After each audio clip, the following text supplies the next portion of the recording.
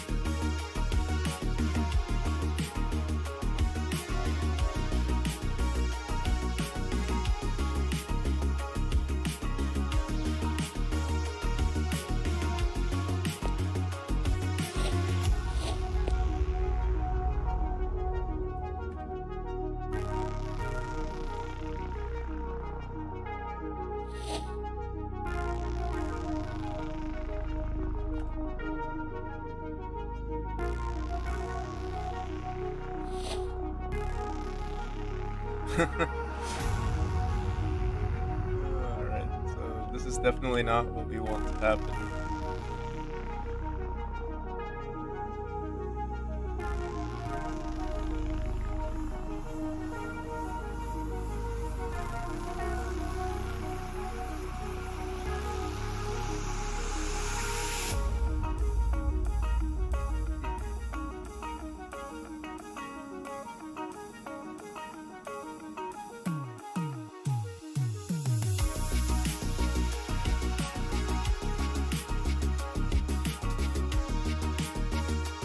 I think I know why though. Alright, so this will make white, and then here. Is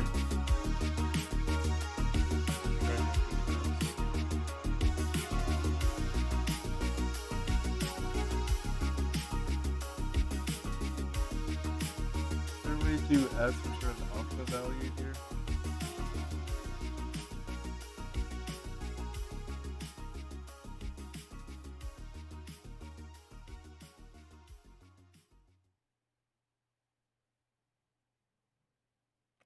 Um,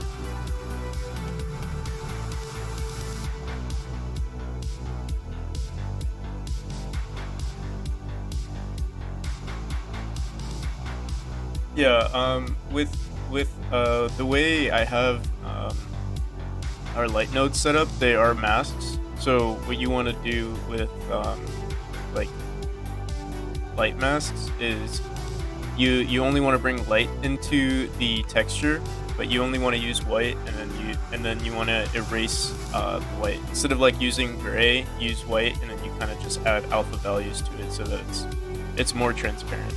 So I think this should work. At least for now. Let me export. We've exported this. This is light 2. Let me open light 1.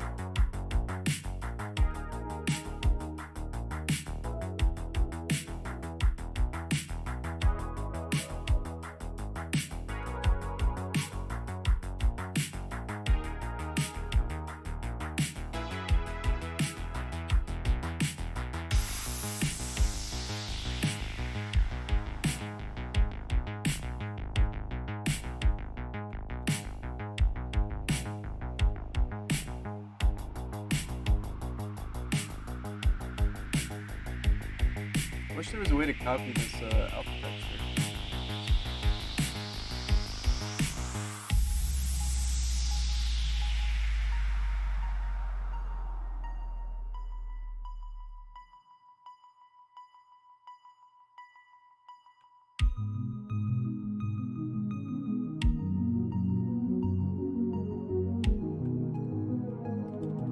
Alright, we might have to do it this way.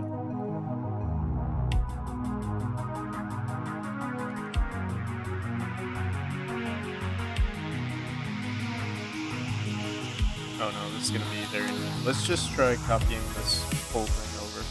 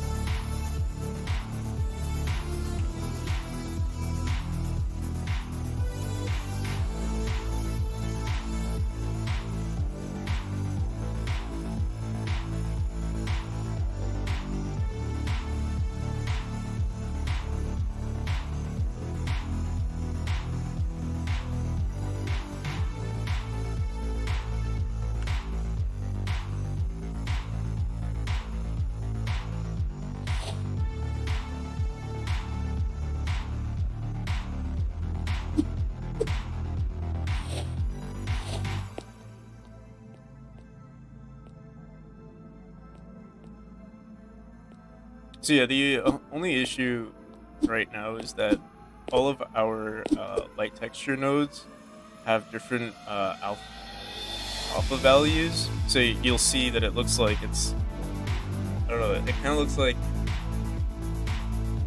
it's flashing lights, which, I mean, it could, I think this could be fixed if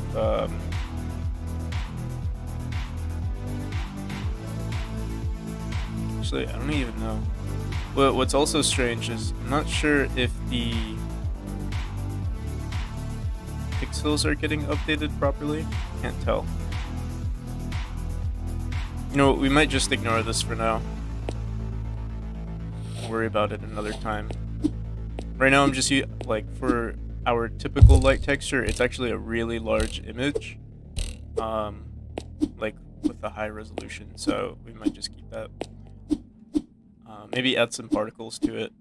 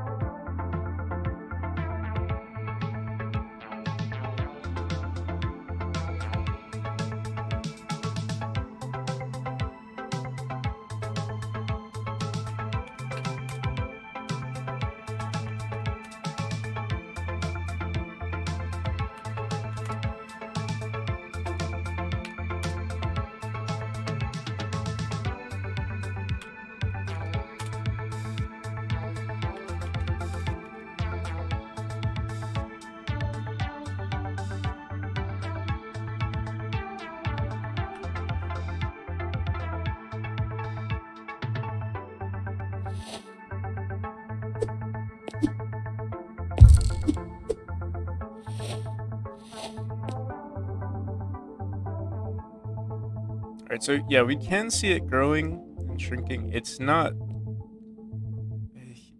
too noticeable, but I think what we can do.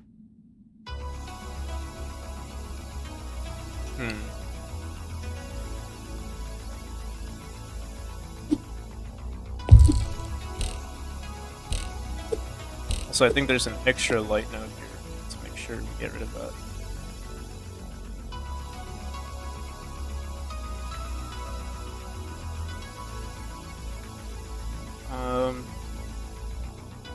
Well, actually, no, that's not the issue. The issue is that it's always visible. What we want to do is make sure that it's hidden when it's first instanced, and then that sprite dot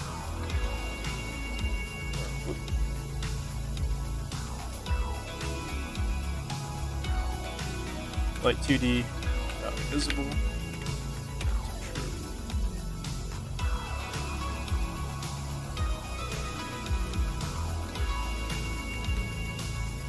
Hey, how's it going, Sham Rido's world? How you doing, man? Alright, so another thing I want to do is actually in this turn on function, we're actually going to add a turning on light animation.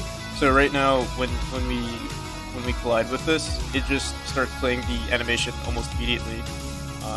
But we want to transition to it, so the way we can do that is we're going to add another animation here. So this is our typical light animation. I'm going to duplicate this.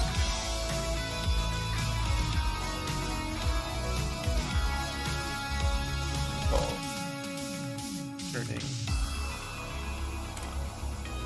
And maybe we could have a turning off animation too, but I won't worry about it just yet. And then what we could do in our animation player is also add a animation finished signal. And what we're going to do in this animation finished signal is actually play this animation. What we'll do, actually, we only need it to handle one animation, so we technically don't really want this to be running all the time. I think what we could do here is we could technically add a script, if I can figure out, call method here.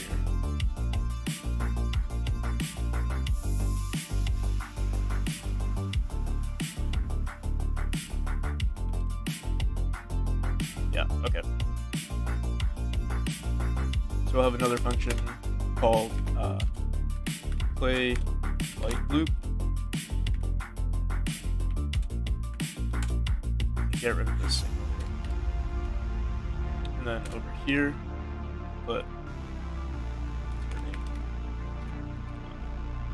only. I hope this works because I do remember whenever I do add scripts to animation players, sometimes they bug out, but we'll find out pretty soon. So put animation play light loop.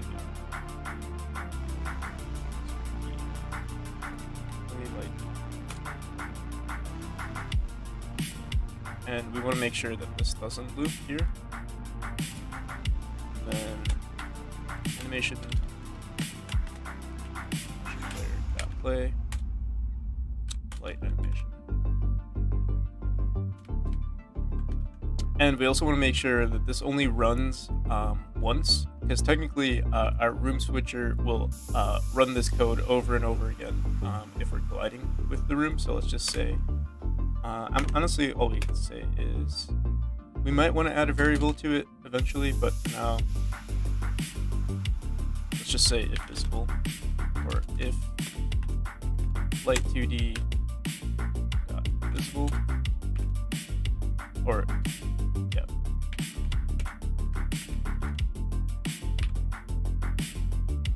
And we'll run this.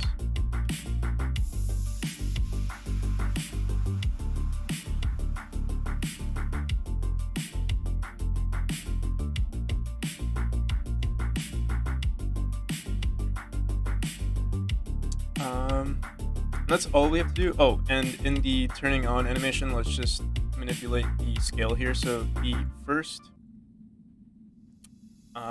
scale that we get is 0.28 or 0.128. Honestly, maybe we could start at like 0.001. 0.001, and then it goes all the way up to 0.128. Perfect. Can't really see it here. Click on it.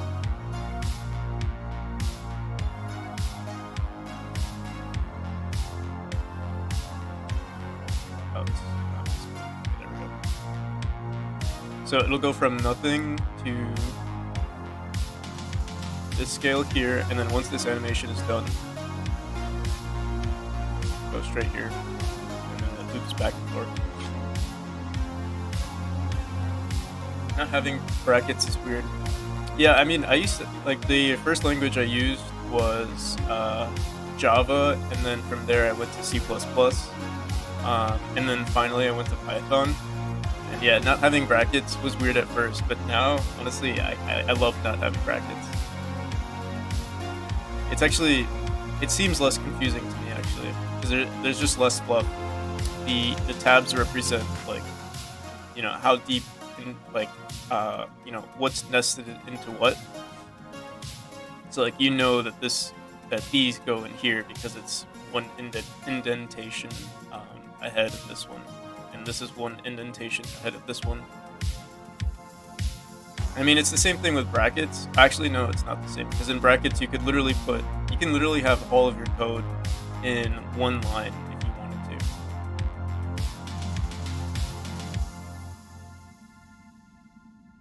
I'm getting a lot of cool, good comments.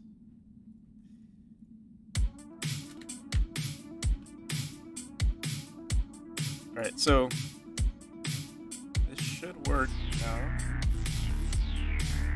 It's only a matter of trying it out.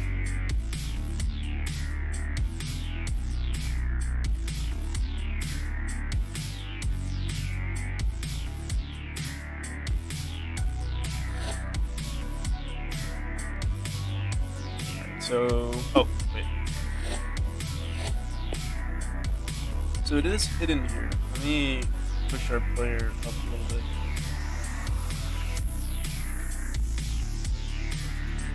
And we're gonna have to make it a little bit more dynamic. We're gonna have all of our room switchers communicate with each other, or like just grab. Okay, yeah. So at the moment, it's off. And then if we jump over here.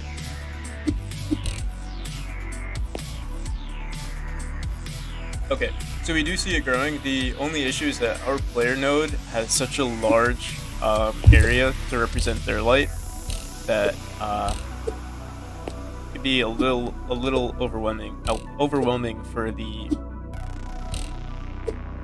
light node, so we can't really see it. But you can see this like little outline that grows. Run it again. There's like this slight outline that follows the player. And then you could see the light growing. It's so subtle that, I don't know, I feel like it's a little too subtle. That's why I wanted to add like, different animations to it. Maybe, let's see if we can mess around with the scale here. I think the radius here is fine. Maybe we'll want to make our player slightly smaller too, the player light.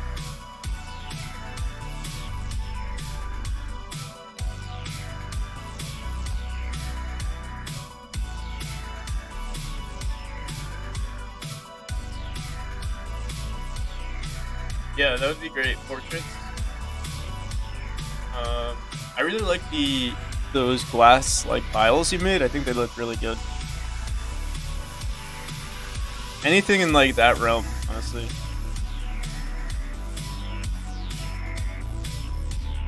Never be too much art. I don't know. So let's grab. Now I'm gonna delete all of these.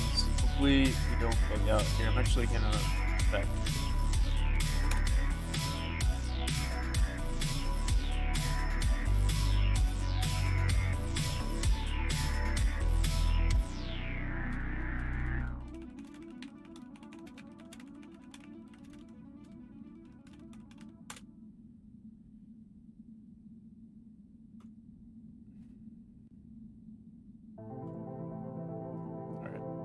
So that's being backed up. What is this right here?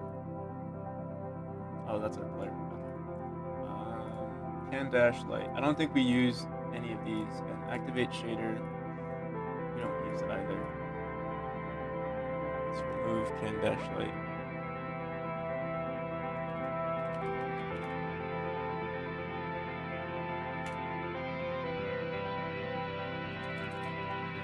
Dash. Remove.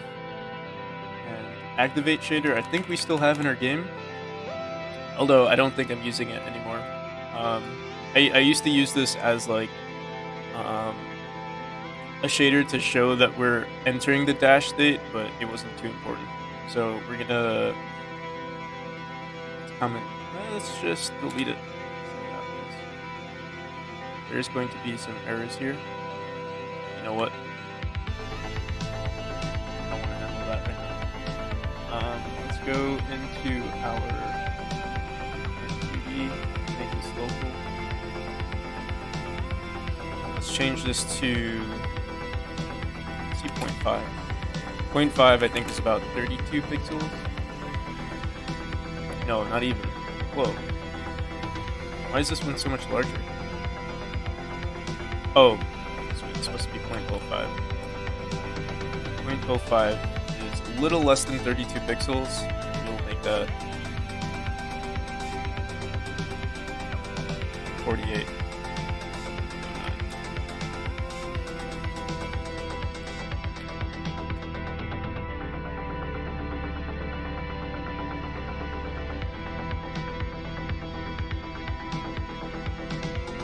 Glass vials.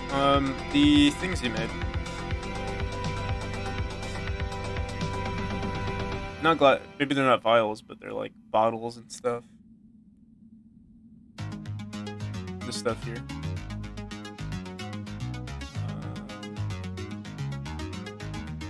This one here.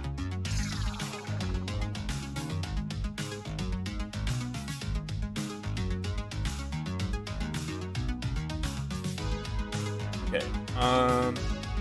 Let's see how that looks.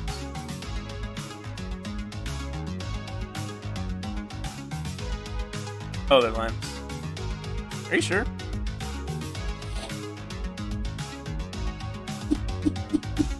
I'm asking you what you drew. I'm asking if you know what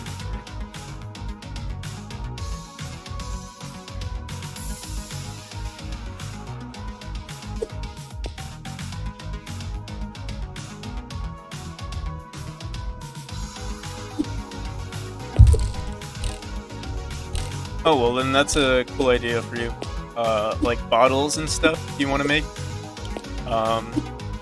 Bottles and vials, you know, like laboratory vials, stuff like that. Potion bottles.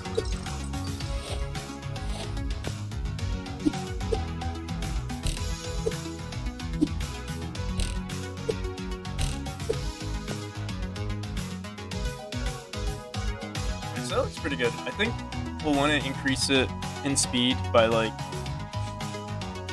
maybe we'll have the speed here for animation player. So put this on, turning on input from, yeah, we'll do that. We'll make it 1 second long instead of 2. Let's make sure we put this. And then after this, we're going to make sure that all of our lamp nodes can communicate with each other.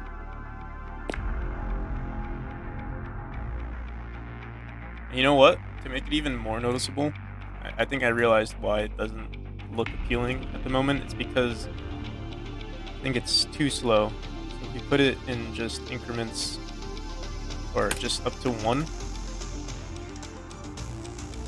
it'll be a lot quicker.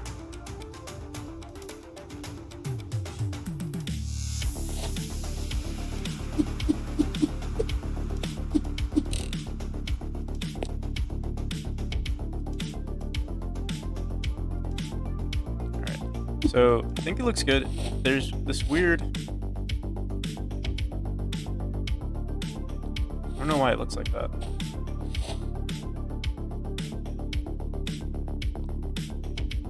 There's like this weird delay. I think I know why. Because we already switch for the majority of the time here. We're already we're already at 0.128, so we're gonna actually switch these two keys to each other. Delete this one.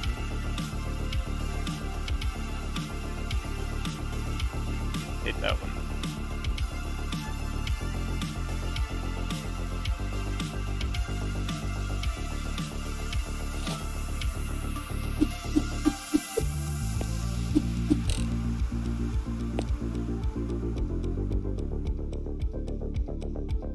There we go. It still looks a little odd to me. I don't know why. Let's see. We're starting. This key is. Oh.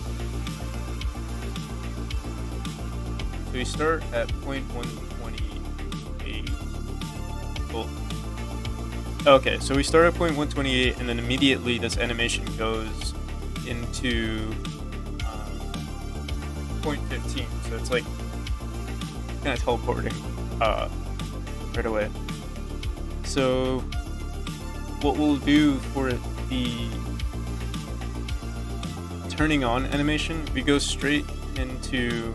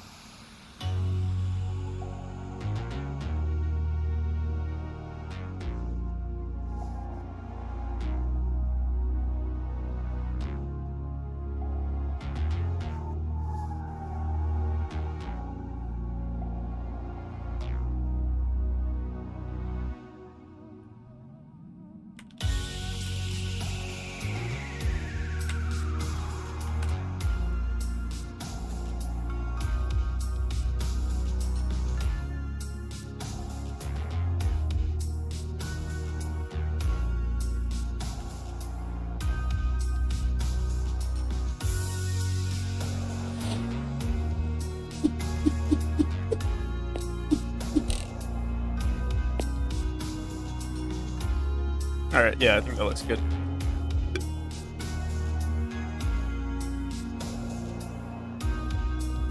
You'll probably want to add like a secondary texture there, but I won't worry about that too much, at least not right now. I think what we want to focus on is making these a little bit more dynamic.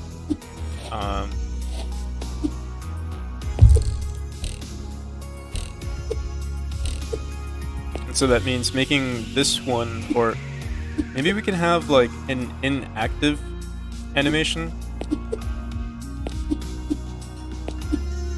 And we're also going to have to figure out how to save these nodes into our game so that if they're already lit up, maybe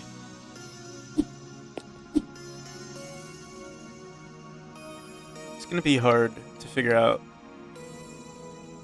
I mean, we could technically just grab its name, record those names, and every time we create a new instance, they should have the same exact name as they did before. Actually, they most definitely will. So we could grab the room, save all of the information in the room, and then also save all of that information into our level manager. It's gonna take a hot minute for us to do that.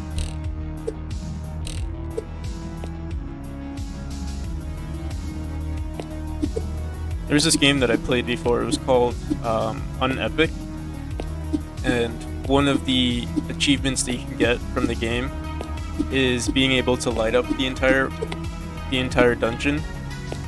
And you know, when you you basically have to interact with one of these. No, that would be pretty cool. Like, if you don't want to set a these are supposed to be spawn points, you could technically interact with them. That would be pretty awesome. Like, you could actually select how many orbs you have. Like, you could either light it up or continue on. That'd be I think that'd be perfect for like a hard mode, where like throughout the chapter you only have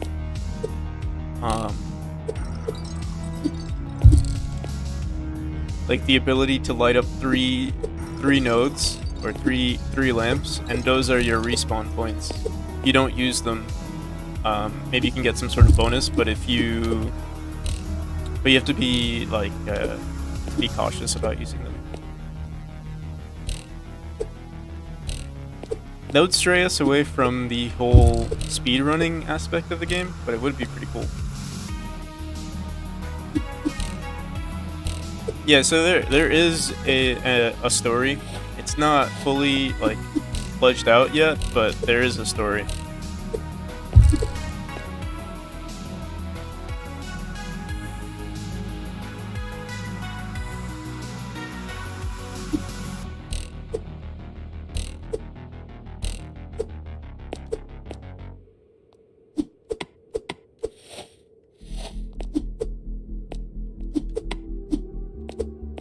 We'll have to see.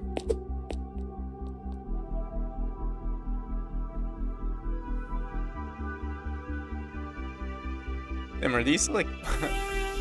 I hope I don't offend anyone, but are these people bots? I feel like everyone's saying cool, good, cool, good. I appreciate the love, but it's very, very strange that it's all happening at once.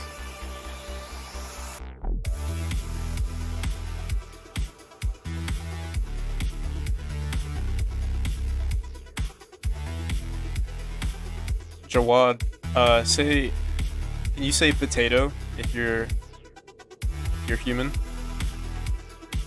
Can you say the word potato?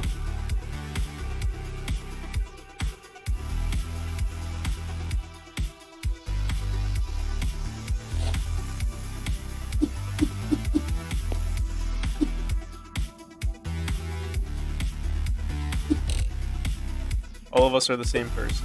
I see.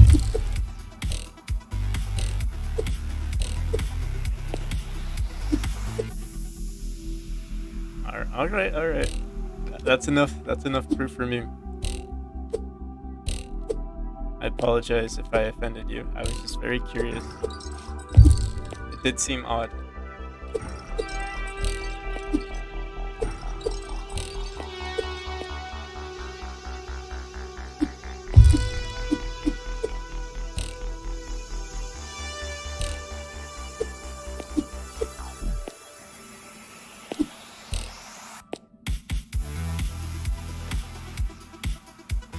Yeah, it would be cool to include a hard mode.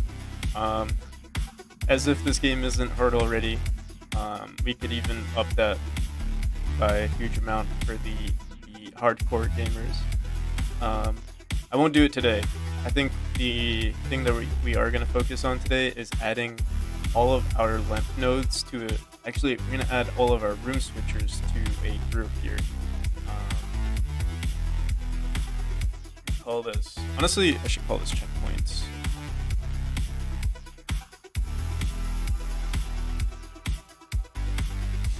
And then what we're going to want to do, let's see if we can somehow grab a reference to each of these checkpoints. What we could do is record. This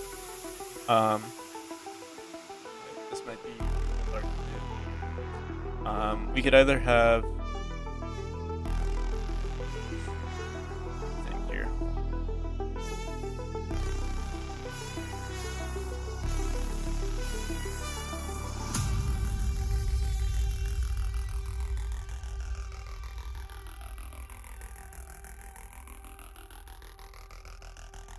You are a person with a ton of accounts, I see.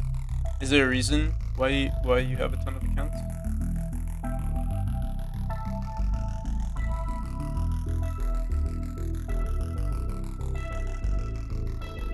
Alright, let me think here.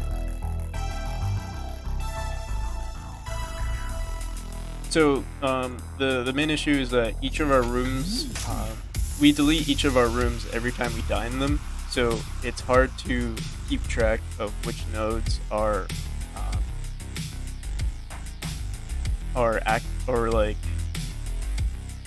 which nodes are active and which ones are not activated. And I mean, what we could do is record their name, and then at the start of every room, at the start of instancing every room, we go back into our room data. So we would have our level manager have to record certain things, which would be like the name of this room, which it already does, and then the name of the nodes that we're currently using. I think that's probably what we want to do. So let's go into our level manager. And we'll probably make like an array of all of our checkpoints there. Or actually, we only need to make an array of the checkpoints that are that have these light nodes in them, because these ones are always the same on when we switch to these rooms here. And thank you, man. Glad you like the game.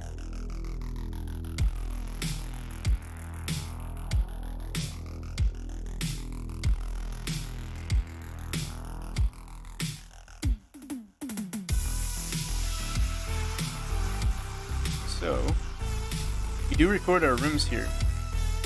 I don't know if I actually... I think I used this to... I was trying to make the game... I was trying to optimize the game a bit, where we would only instance 3 rooms at a time. So we would instance, like, this... If you were in this room, you would only instance this room and this room. And then everything else would be deleted, but we would record the path and everything for each of these rooms. It doesn't seem like it's a problem right now, but it could be in the future if we have like a super large room with a bunch of objects in them and stuff. But yeah, right now we don't have to worry about it. Let's just try recording.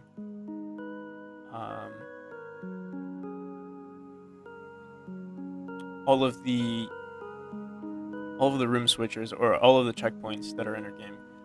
We don't have to record them from the start, we just have to record them as we're colliding with them.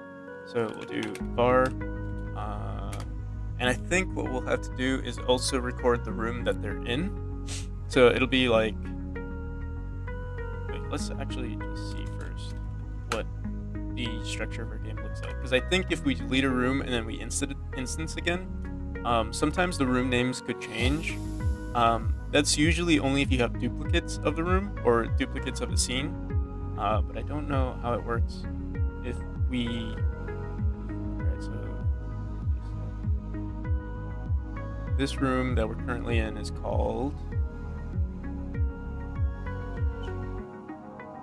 room 20. Okay, so if we go into remote here,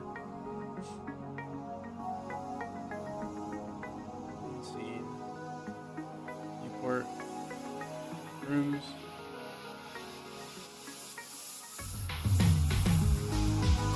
20.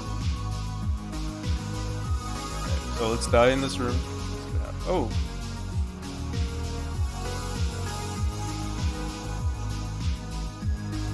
I'll have to redo this.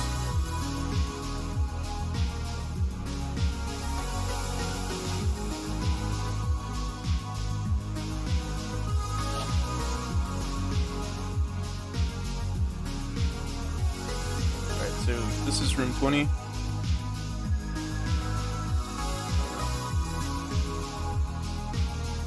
For some reason, accessing the remote file here seems to bug us out. What we could do is just print it out in our scene, but I wonder why.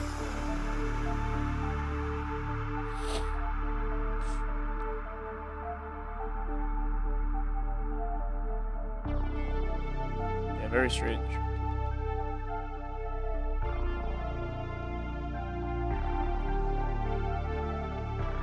What we'll just print it out. We'll print out the path. See what happens.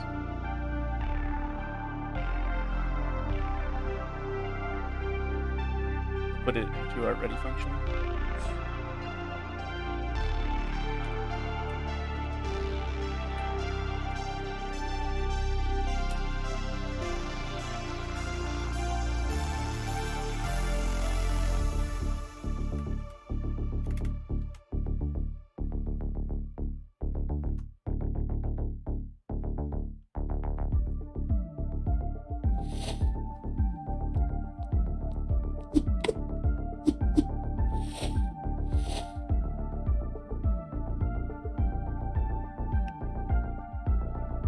Okay, yeah, so you'll see here in rooms, we're getting at room 19 at 1149. So it's not the same exact room. I mean, what we could do is just grab the, we could grab, oh, you guys can see it. It's window here.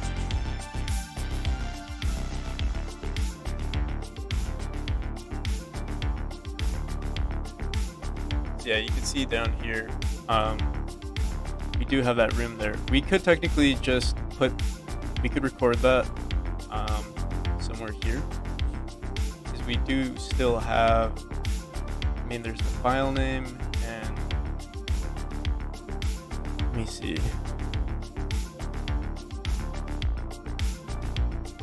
You know what is strange?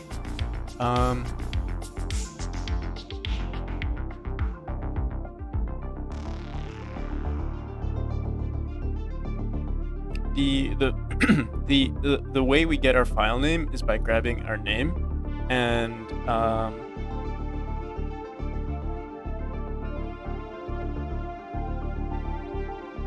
yeah, room name is room 19 at 1149, and our file name, let me see, maybe we manipulate it somehow.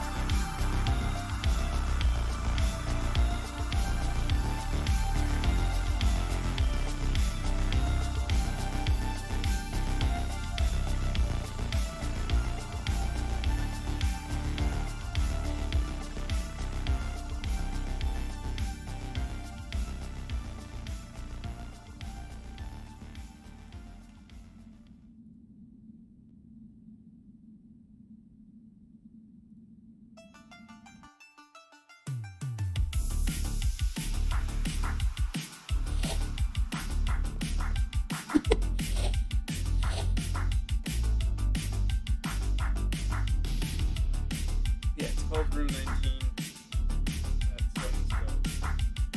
It technically page that way.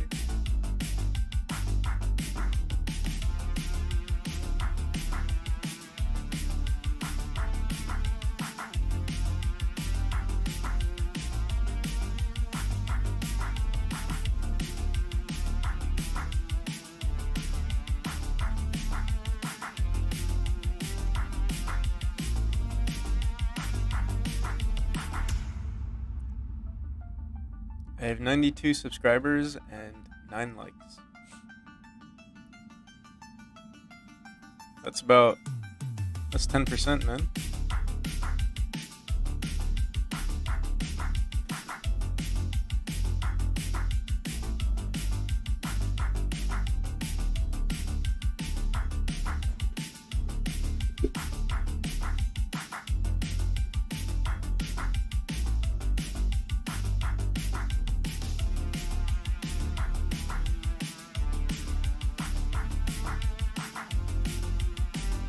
Thanks, man. Thanks for all the support.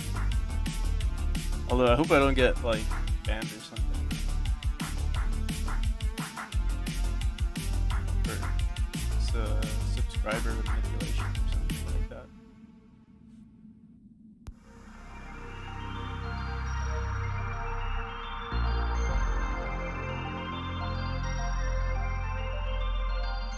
Stardew Valley. I've never actually played Stardew Valley. I've always heard good things about it though.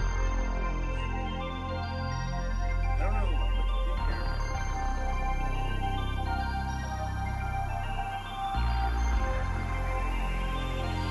You know, I do remember manipulating this sort of thing with our coins, and I wonder if we handle it here. Coins.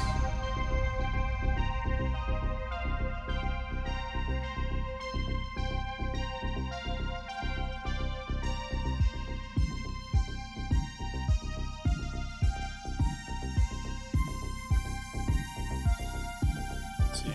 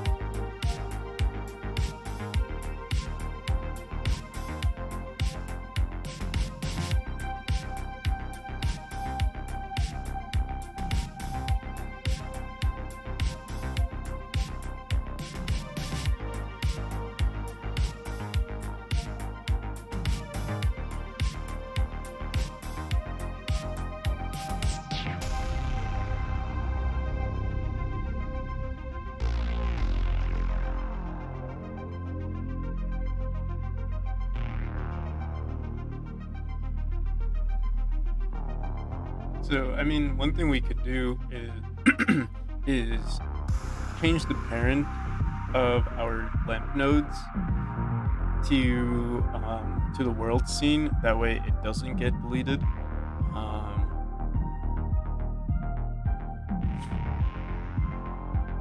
I think that's maybe what we'll want to do because if we do it any other way,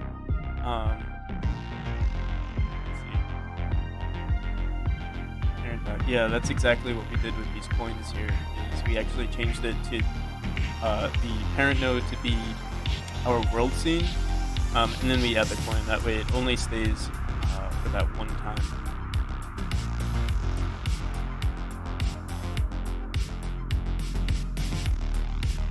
All right, Sparky, thank you.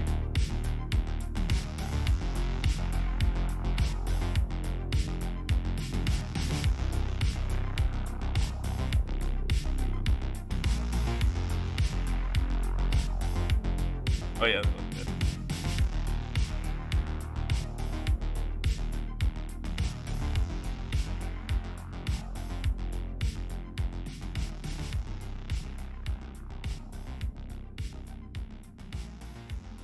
And yeah, we could chat probably after the stream if you're still available.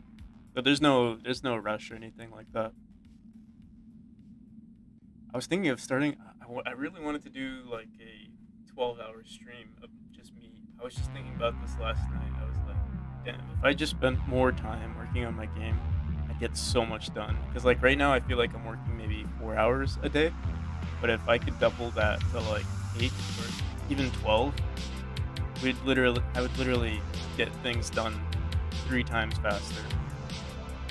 Yeah, the burnout is an issue, but at the same time, I think the motivation to like finish this game is like skyrocketing right now. But I guess I just have the habit of not working. I mean, maybe I have been burned out in the past, so maybe that's why I only do like 4 hours. But I would love to do more. But it also does get I do get tired quickly.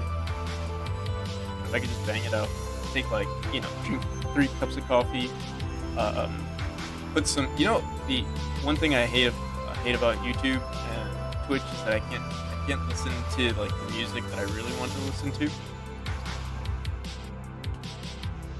Like know what I could do is I'll play some music for you guys, and then I'll put like my earbuds or something, and listen to some banger music. Yeah, no, you're definitely right.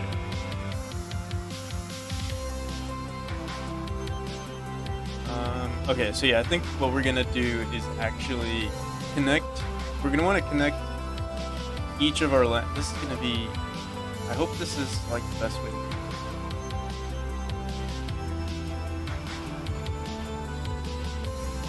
this. We're going to have to move our room switcher. This node here. I want to grab a reference to our world. So I think what we'll do. We can't put it in our ready function. It's going to have to be.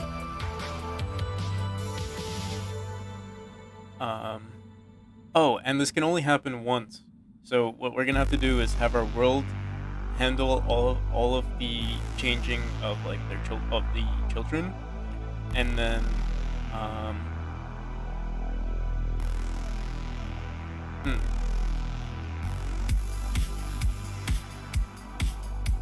and then we'll I think what we'll have to say is if this node already exists, that's another issue. I guess what we could do is check if the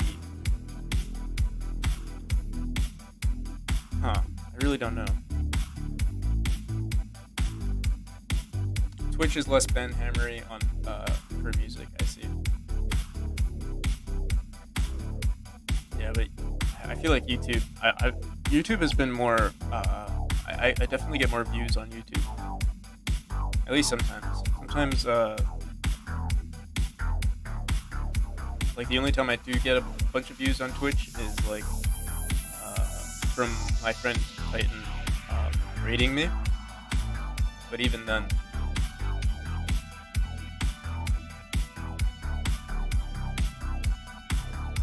Okay, so they only mute your videos. I see.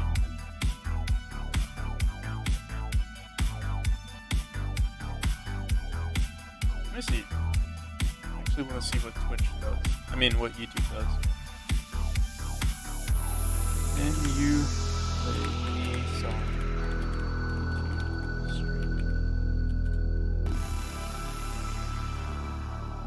Okay, yeah. You have the license to on YouTube live stream.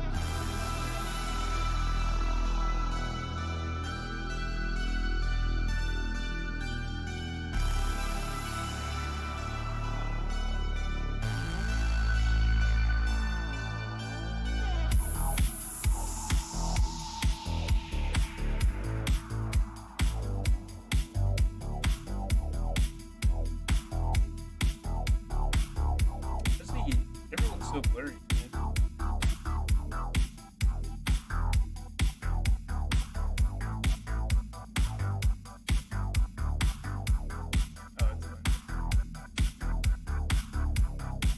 Now we have bottles. What else is needed?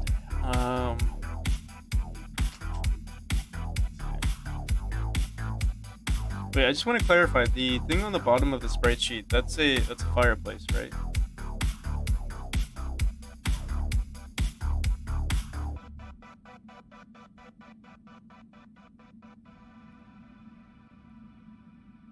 Okay. Oh yeah, the portraits and stuff. Portraits.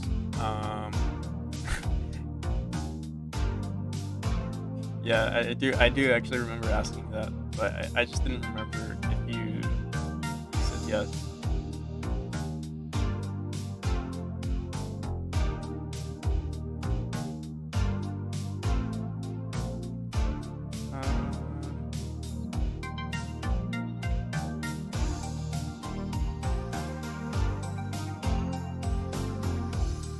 I think what else we need.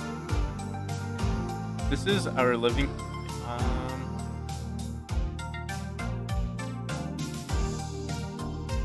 Yeah, I think the portraits should be like a decent amount of stuff, at least for now.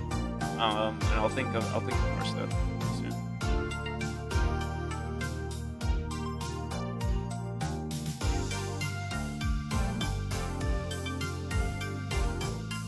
Yeah, I saw. I saw. All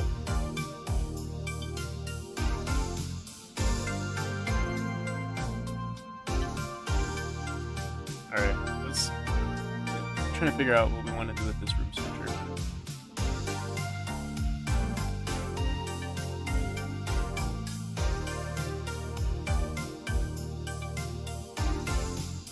The parallax back. I think it looks good, actually.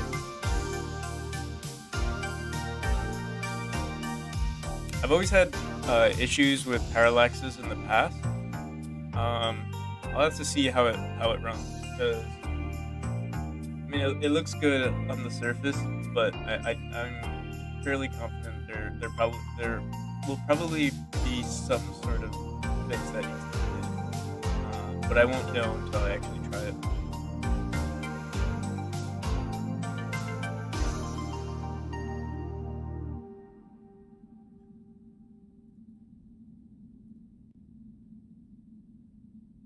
But if you want to send it over, and I'll try implementing it. That's probably the best way.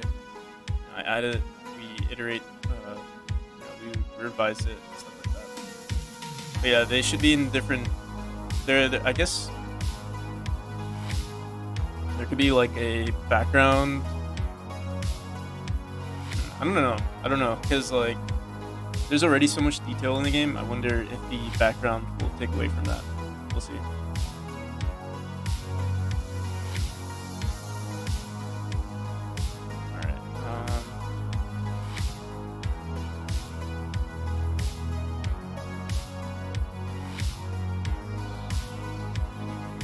You know what is bugging me the most right now is the fact that our room names are different from each other.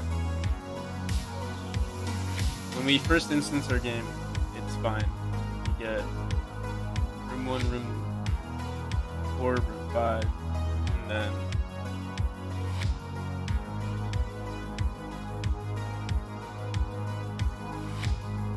you know what?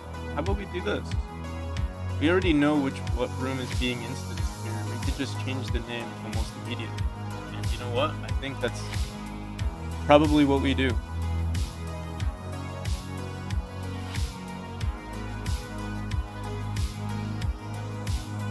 If I'm not mistaken.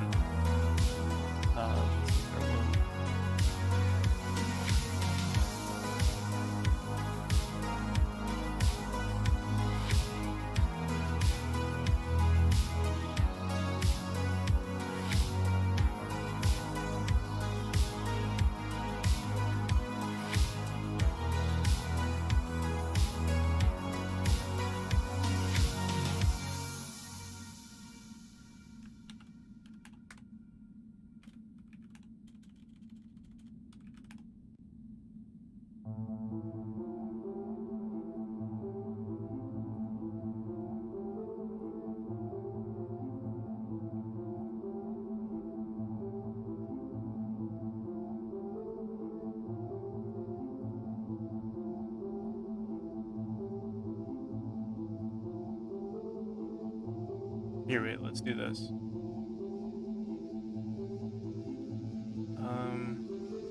Delete rooms, spawn rooms, queue free.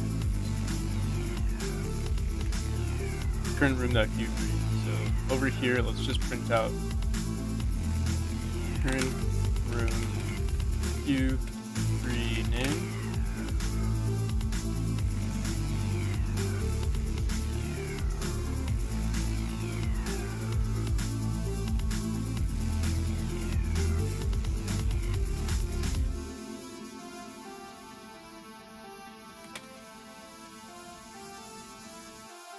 There must be something that's manipulating the name, because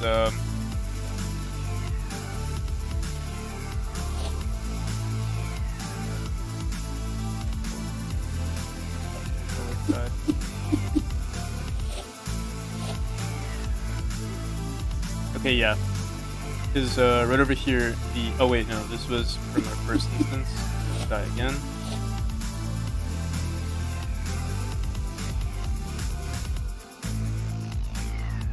What the hell?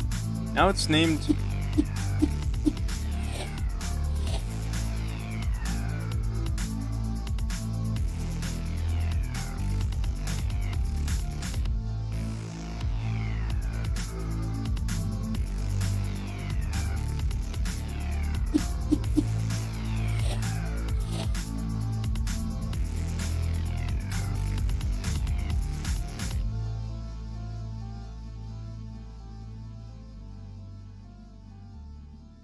God damn, someone's car is going off. Hope you guys don't hear that. Backgrounds take time. I'll say no. Yeah, that's fine. As long as you just send me like, as long as we're communicating with each other, that's fine. Like, send me if you want. Can you send me that version now? I'll see how it looks in the game, and if it needs changes, I'll see what we can try doing.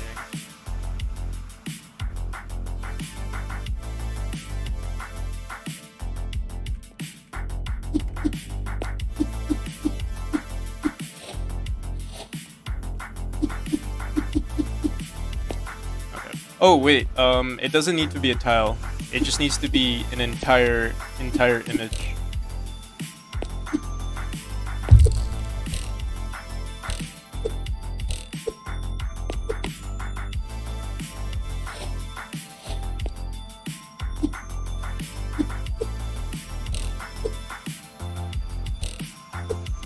I hope you guys don't hear the car that's going off in the background. It's very loud. Oh, I see. Okay.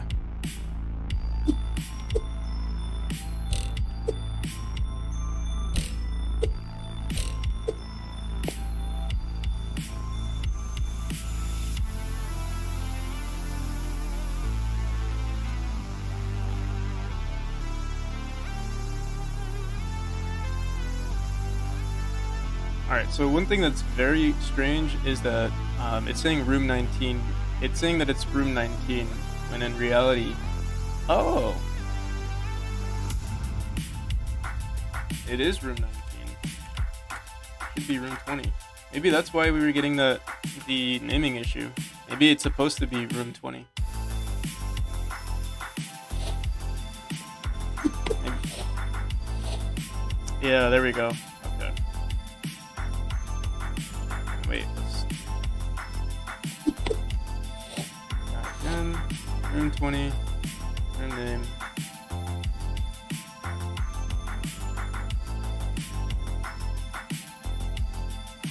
What's strange here is that it says it's room 20, and then when we die here,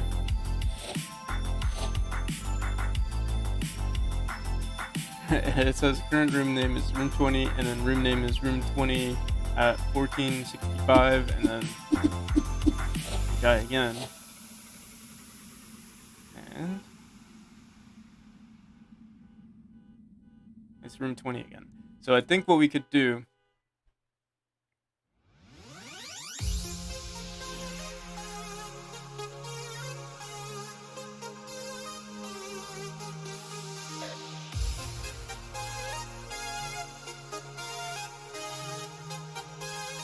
We are grabbing file name, so file name is always going to be consistent, I believe.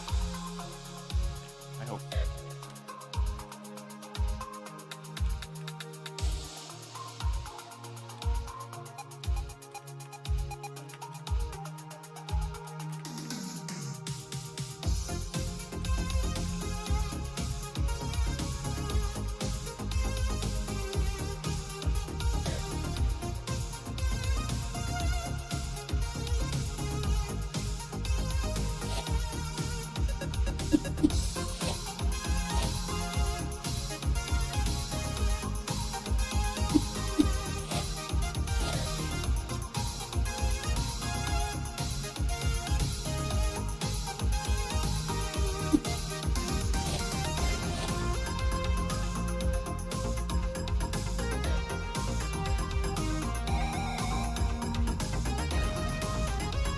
Alright, so file name is always consistent. What I'm so curious about is that over here we have at root 20 at 1461, and that's not the file name for sure, but it seems to be working fine. So I wonder, maybe we don't really have to worry about it too much. If we go into our remote here, it's gonna crash our game, but you can see it's called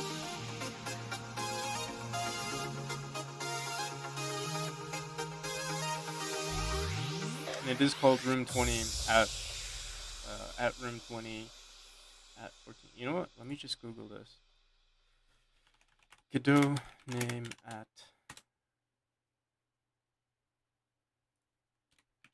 symbol.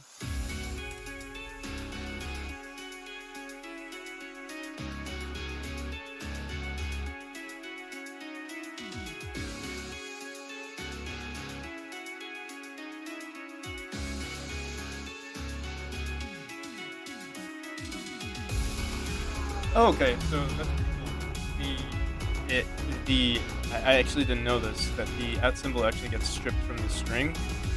Um, so even though we're trying to grab a certain file, when it does print out at room 20, it's actually just room 20, and whatever I guess um, comes after that also gets ignored if it's a number.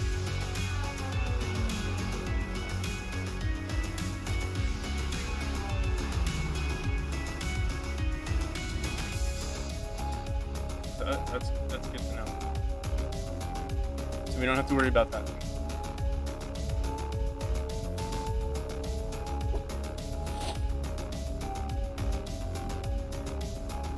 And so then what we could do here.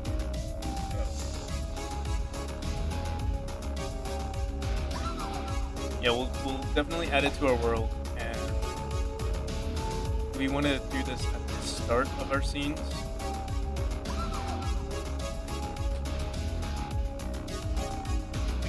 Grab our level manager, because these objects here only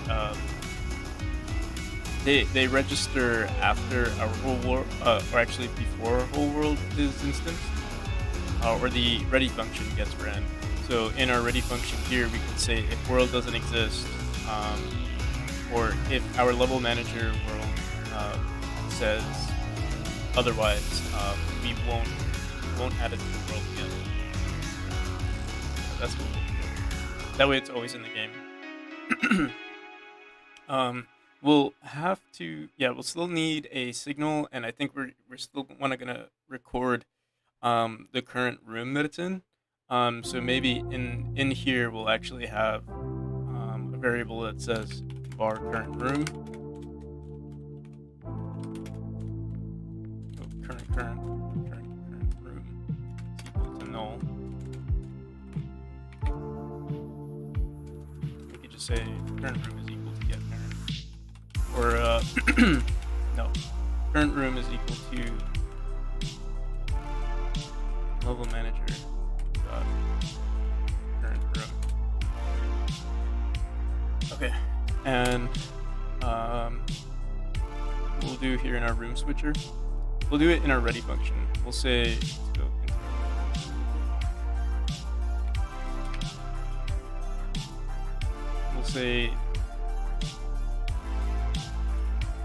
var a nodes maybe. Yeah, we'll say here var world.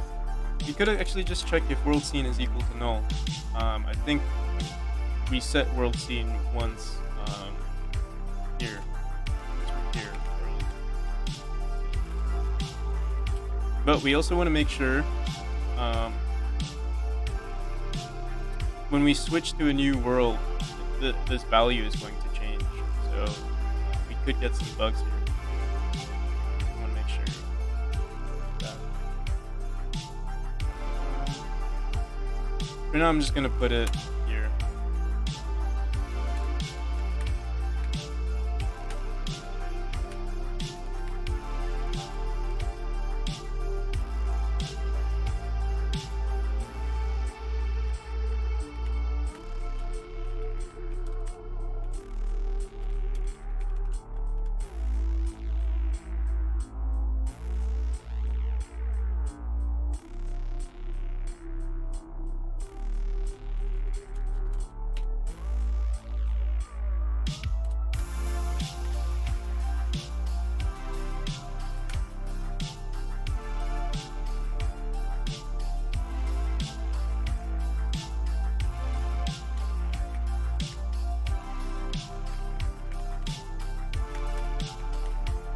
And we're gonna want to make sure that when we exit this world, that we set this back to false.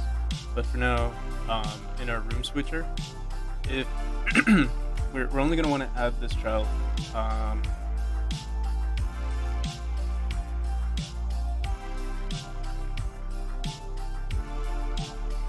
Lamp app. Okay.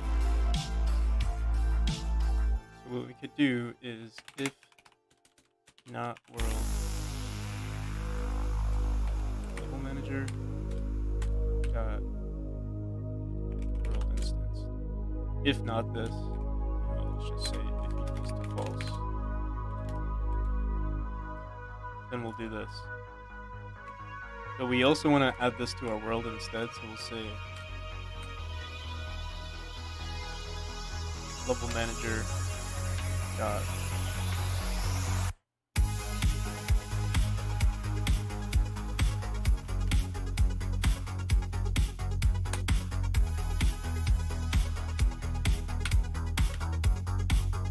world scene dot add child lamp. And another thing that we're going to want to do is it's actually not going to be in our level manager. Maybe we want our world to actually handle this.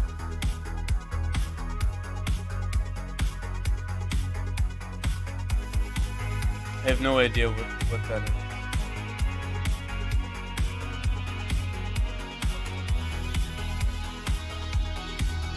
No, I've never seen this food. Looks delicious though. Brazilian chicken croquettes.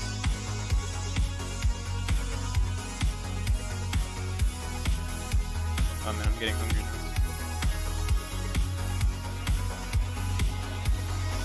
Yeah, I'm looking at images right now. Yeah, they look good.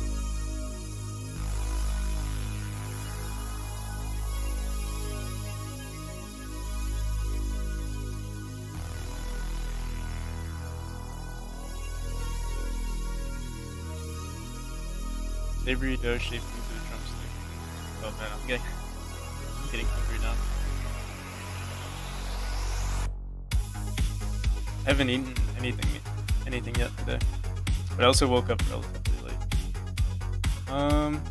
So what we'll do is it's actually not going to. We're not going to run this in our ready function. Oh, and I can't believe I didn't think of this earlier. There's a much easier way to implement this without having our level manager run it. We can just have our world run it. So, and that way it'll only run once, and we don't even have to check if it's been instanced before. We could just say, literally just func add lamps, or add lamp.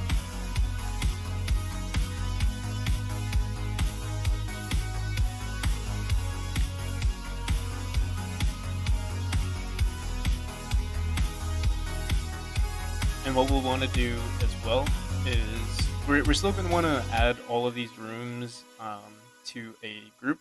Oh, and we just did that. Perfect.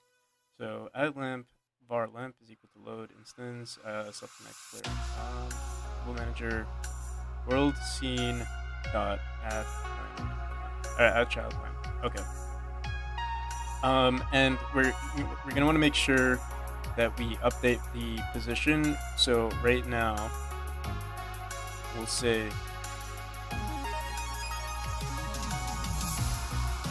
since this is a local position, what we could do here is say lamp dot global position is equal to our global position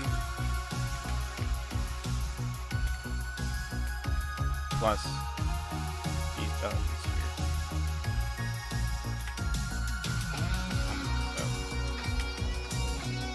And we want to make sure we connected it. Yep. And then in our world scene, what we'll do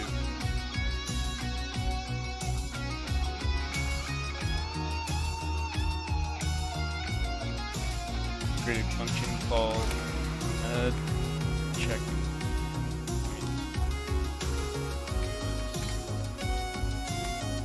We'll do for lamp get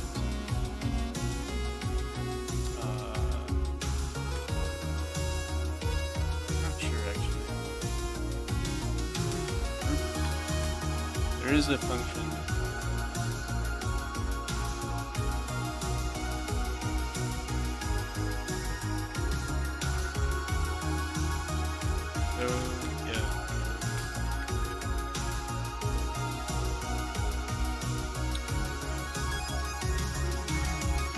add to group, get tree dot call group guards. Oh, we could do this. No. Get tree dot call group guards into guard.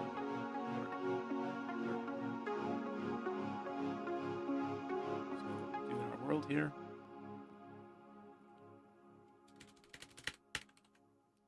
Get tree dot call group.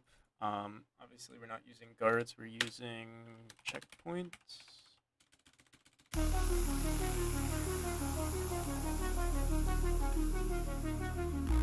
And what was the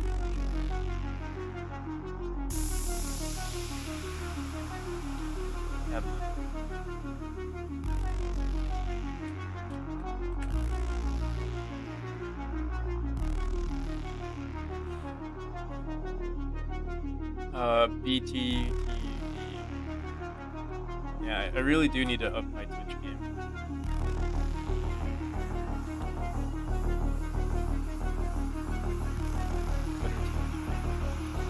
Will it work?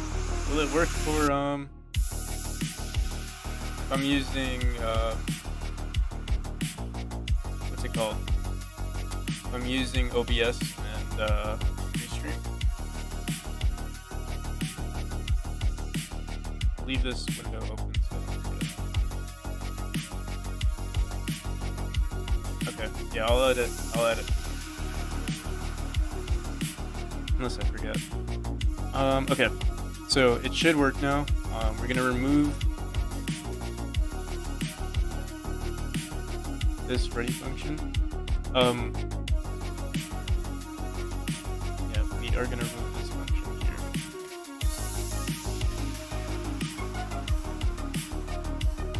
So var lamp is equal to load path instance self-connect player entered with the current lamp. Turn it on. The only actually there's going to be one other issue here, and it's the fact that this room we're not going to be able to connect it. It'll work. I think it'll work the first time around, but then once we die, the scene that we're in is actually entirely different. Whoa.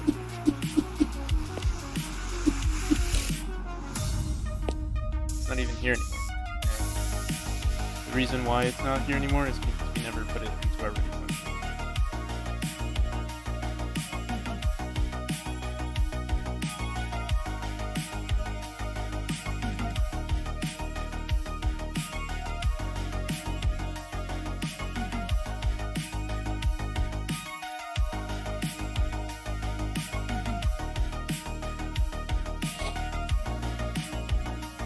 So it still doesn't work just yet.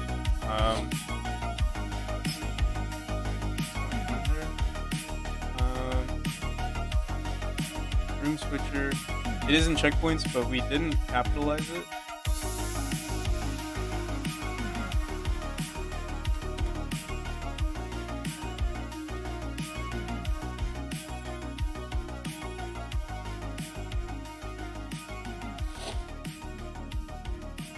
Manager.worldscene.add add child on base nil. So world scene is not the correct world apparently.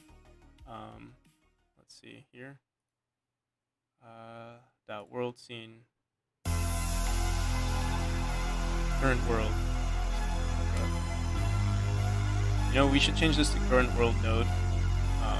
I usually like adding node to the name so I don't get confused. Let's go back.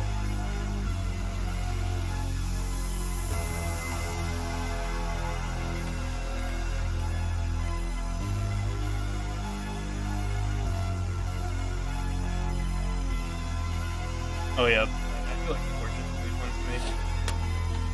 There we go. So the lamps are there now. They'll always be there, but if they get connected. Oh wait. It's actually perfect because now if we restart,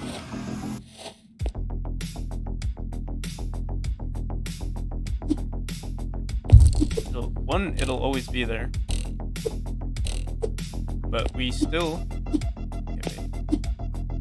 Yeah, yeah. Okay, so this is the main issue now, is that now there's no connection between this object and um,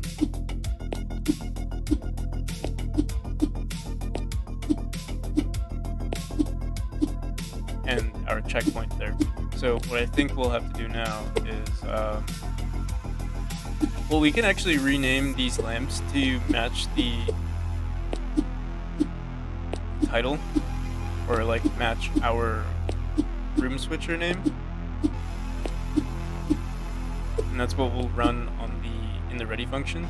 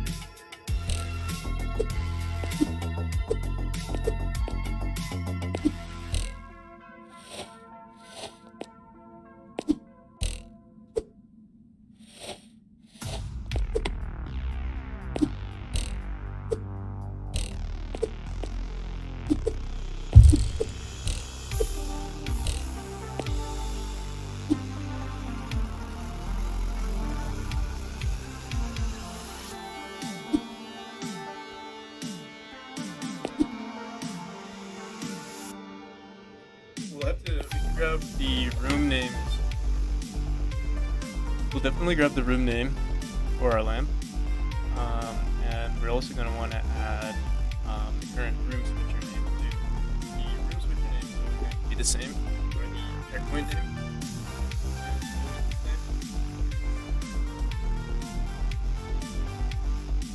So we could say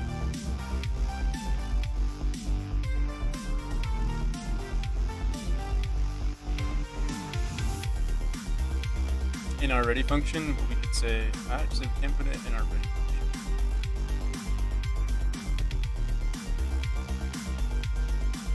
No, we would put it in our ready function. We would just say if our room doesn't exist yet, or if the main node, if the current world doesn't exist, we won't run it, and if it does, then we'll run it.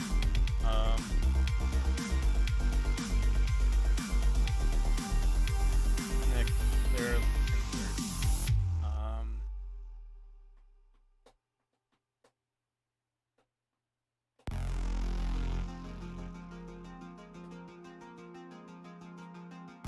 I'll be right back. I'll think about it on my walk back.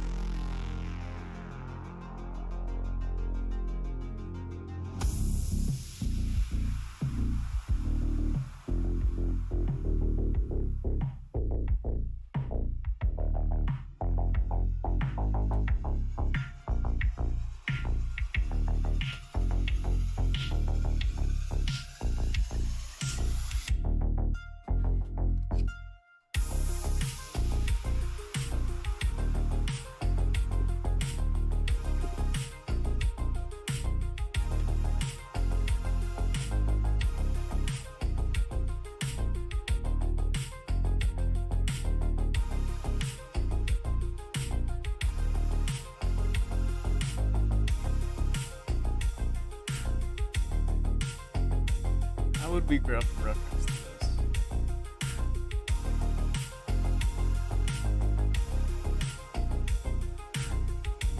We could say, yeah, we could change the name of this file, or we could grab a name, we could add a variable to this name. So we'll say something like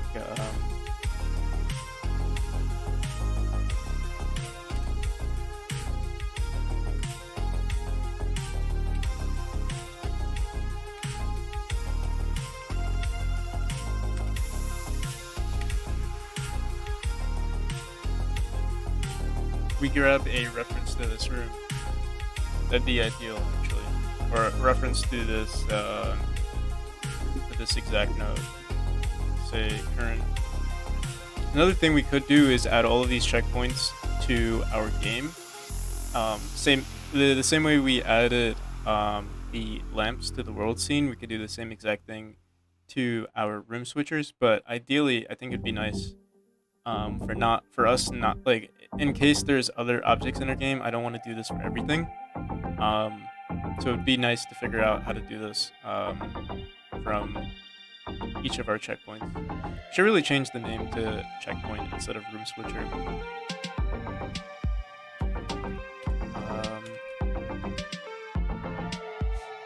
Let's do this. Checkpoint.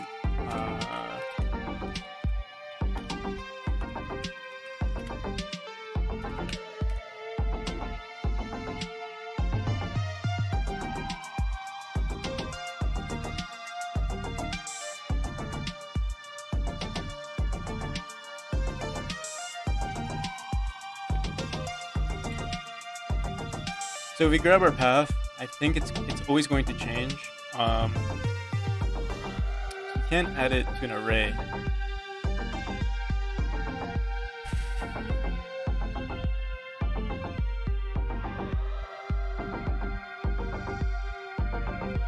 The global positions are always going to be the same. So maybe we could do it based on global positions.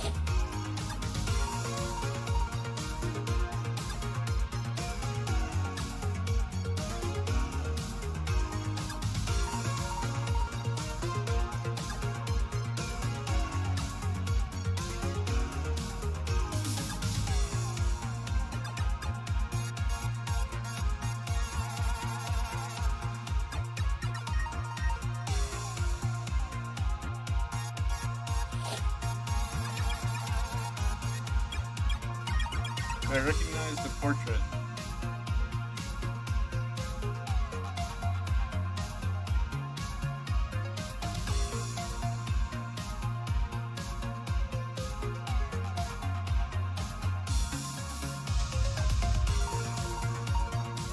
I can't say I do. Is it the Mona Lisa?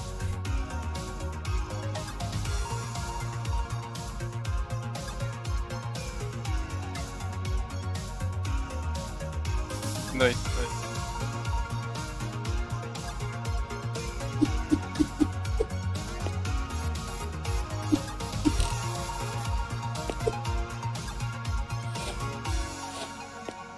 Alright, so do we have our room path? Checkpoint reference. So yeah, it grabs this room. So I think what we could do is when we add, when we first create our rooms, we can grab room 20 and then room switcher and then the name of our room, since room switcher doesn't actually change names. So yeah, perfect.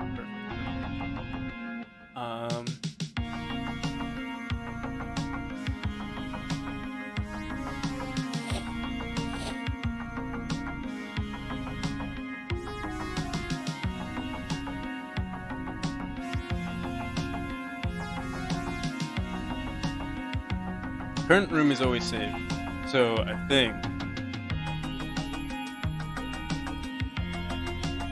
what we'll do is, let's do this.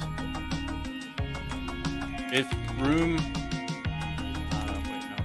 if our level manager world,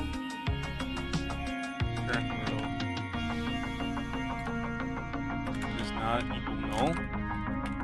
We're actually gonna have to fix this later on, because current world could technically be not null once we switch chapters. We didn't make sure that this either gets reset. Yeah. We'll just have to make sure that this gets reset eventually, or we have a variable for it. We have world instance, but for now, keep it as current world is not equal null, and then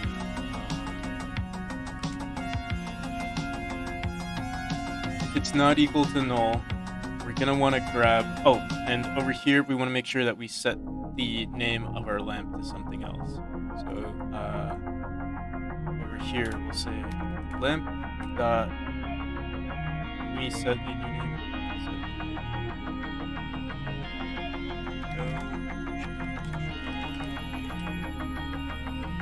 I'm sure it's just set name. Just want to make sure. Yeah. Okay.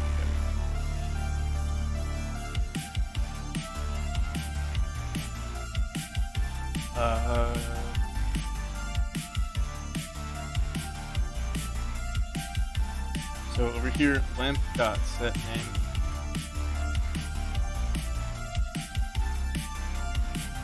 It's gonna be string of current room or level. Oh wait. Yeah, we only have to handle this for the current room that we're in. So level manager dot current room, and then we'll add the name of this object. Get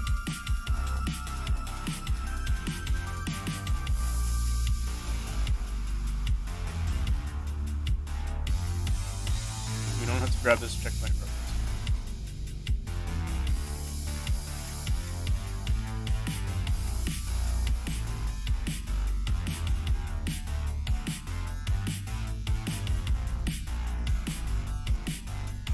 I'm trying to think of cool portraits you could make too. It'd be cool to have some like references without getting like in trouble for like references that. Like, it'd be cool to have like a Mario one, but I don't know if that would be.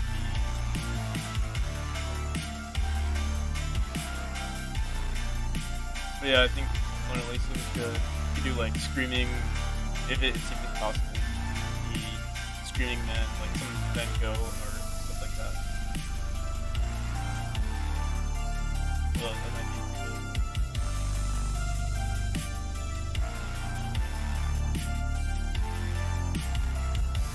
Okay, so if our level manager is not, or if our current world is not null,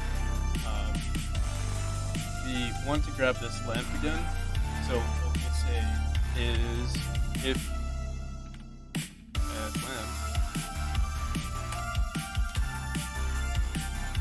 we're going to want to connect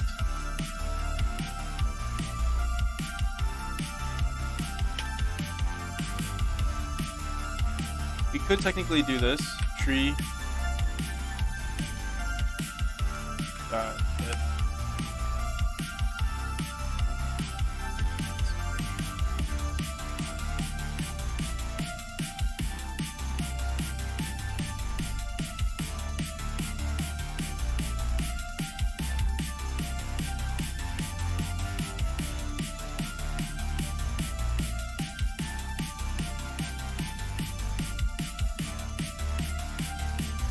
We could iterate through all of these.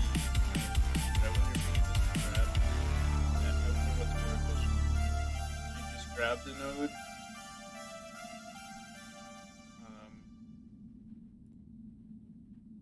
Let's see. Godot get node in.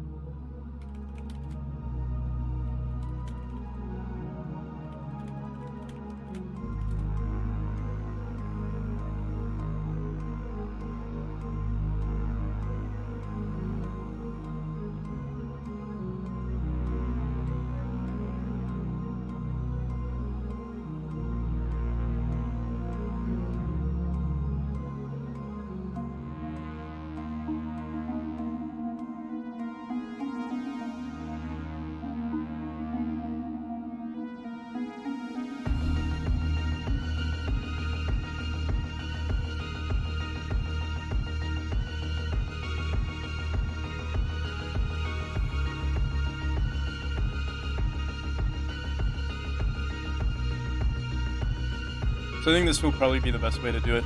We'll say for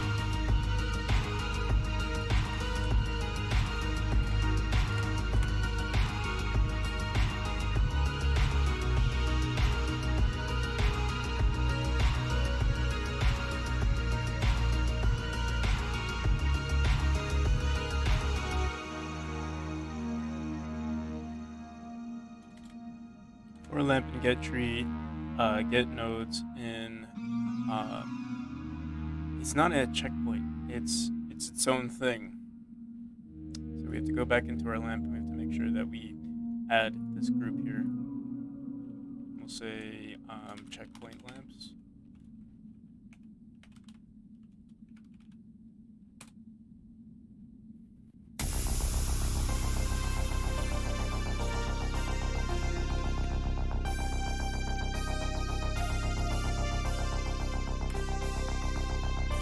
Or lamp and get tree get nodes in group checkpoint lamps.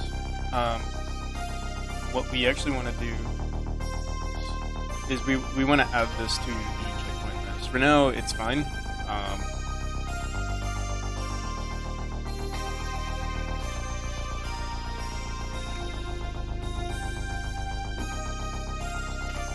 For lamps and get tree get nodes in group, we're going to say if lamp get name is equal to current room get name and get name is equal to str current.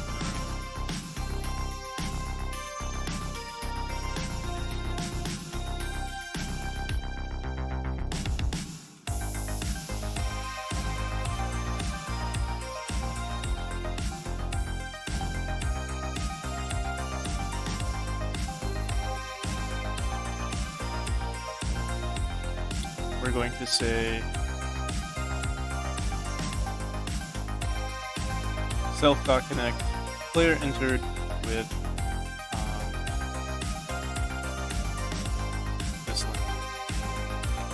We want to make sure we also disconnect the previous connection. How we do that is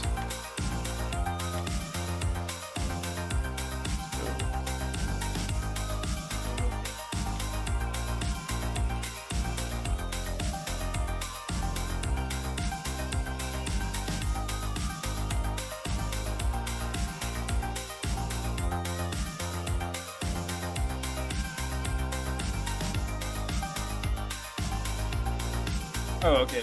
The two free connections will automatically connect.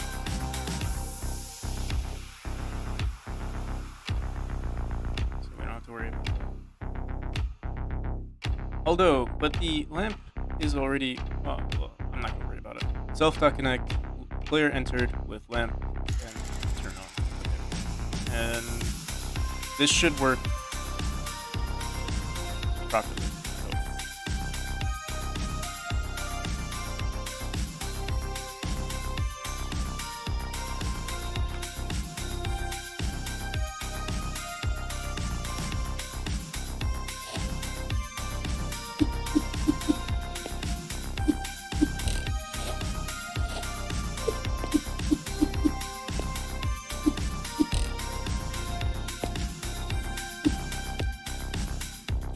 So nothing happens just yet. Let's see.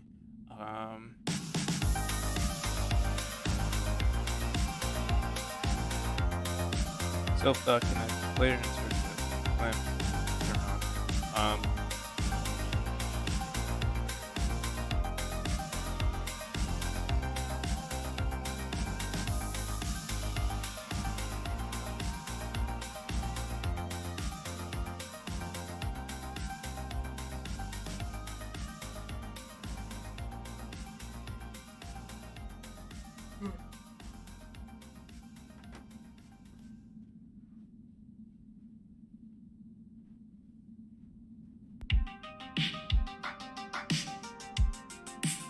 We didn't do anything differently, except for this ready function.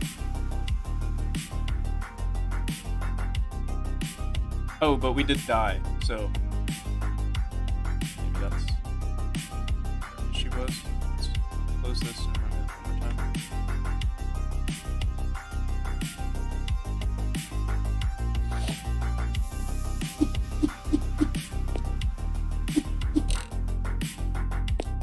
Okay, so it works for the first instance, and then if we were to go, let's die first. If we were to die, go back down here, go over to this lamp, nothing happens. Let's see what our room switcher has to say about this. So print is not null. I mean, these should work. Lamp. And then over here for lamp and get trees, get nodes in group check for lamps. Let's see. I did spell this correctly.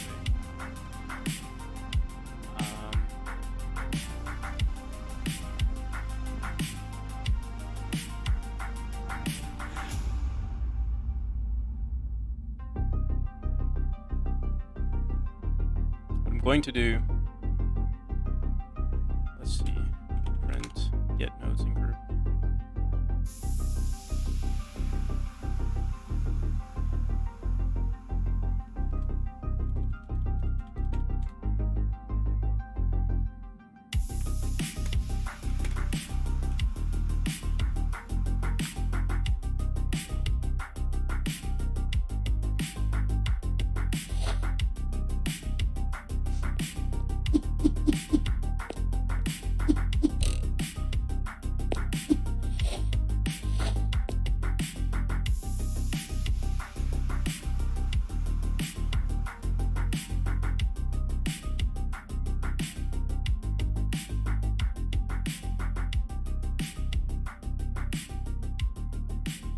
So over here, we're getting light 2D2. That apparently is the name that we're adding to our lamps here. And that's because I didn't put it here. I put it in the wrong node.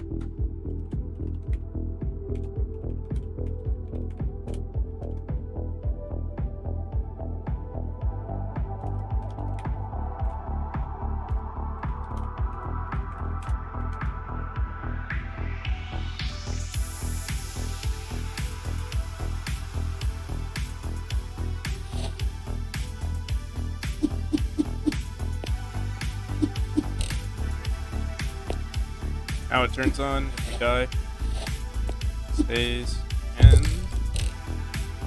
guy, we go here, and nothing happens. That's not good. If we were to die again.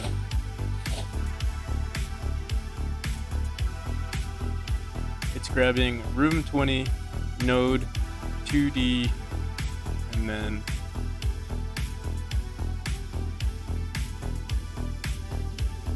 room switcher, node, 2D.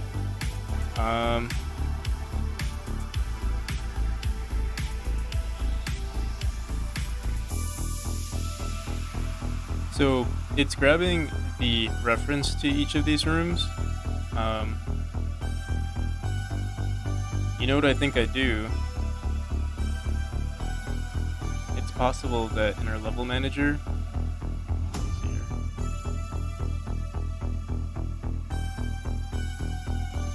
Current room.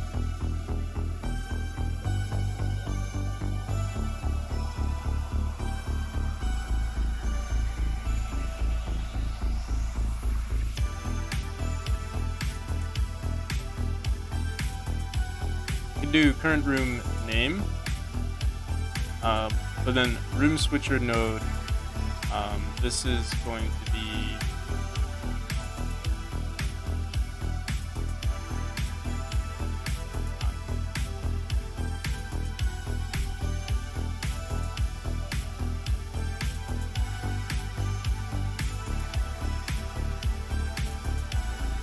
yeah, the names are not correct.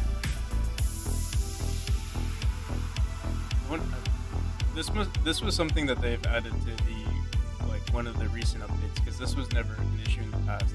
It always had the correct name. And I'm sure we could figure out. I mean, we could just cut the string off to make sure that it only goes past room 20. But I just want to see maybe if we can do current room name, and then if we could figure out how to remove get name from something else, like.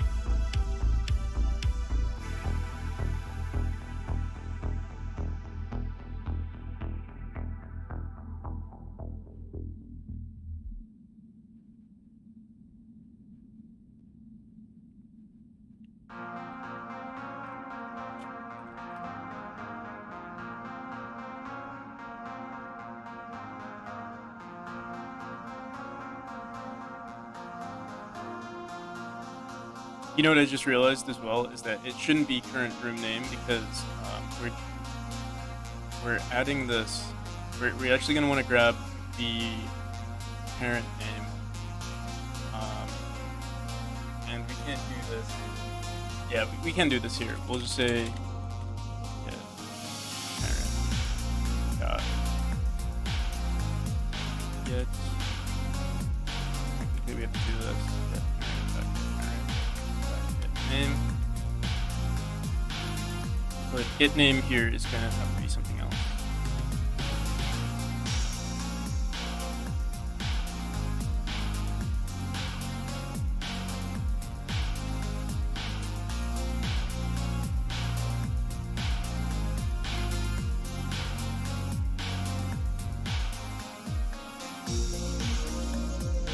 Let's just run this one more time.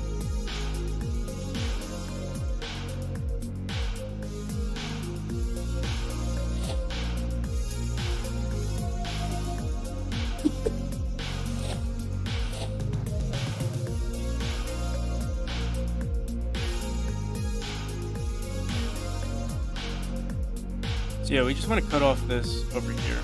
Let's just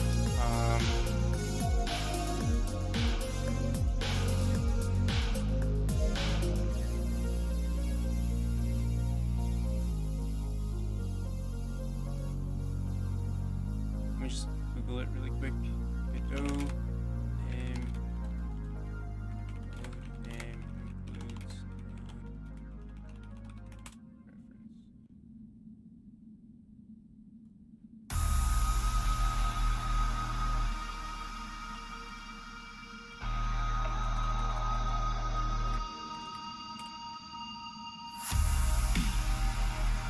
oh yeah, there's a post right here. It's like, in 2018.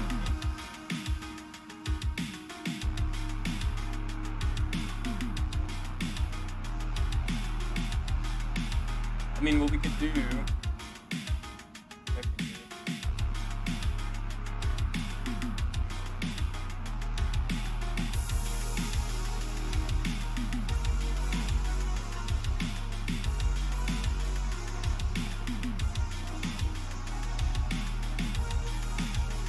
What we technically could do is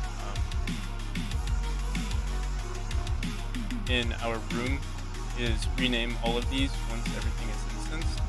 But wait, no, that still wouldn't be the problem.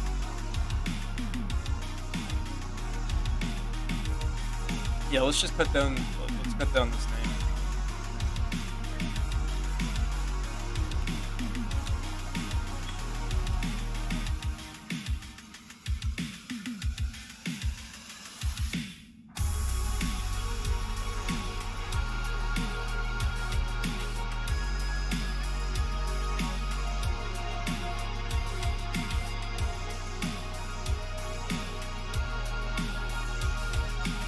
So we're never going to have a string that's more than, let's see, 1, 2, 3, 4, 5, 6, 7, 8. It's longer than this here.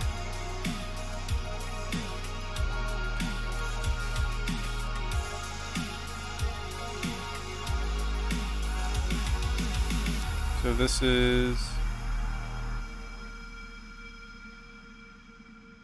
13 characters.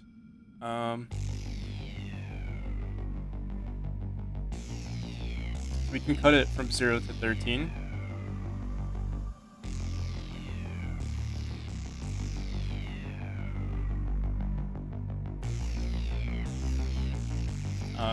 But that's only under the assumption that we're never going to have a double-digit number amount of room switchers. Eventually, if we do have something like that, yeah, I don't think it's ever going to happen. But if that is ever the case, we would just want to make sure that we add some sort of value or some sort of character after the number. But yeah, for now, let's just shrink it up. So. Oh, hey, how's it going, man? Thanks for stopping by. What's your name on the Self-Stoic Discord?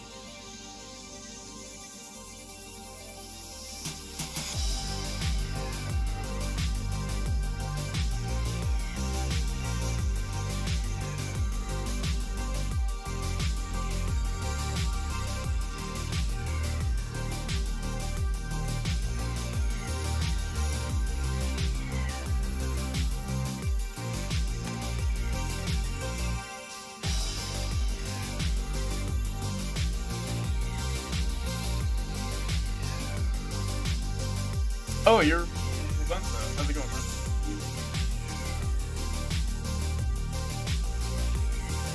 Thanks, Brad.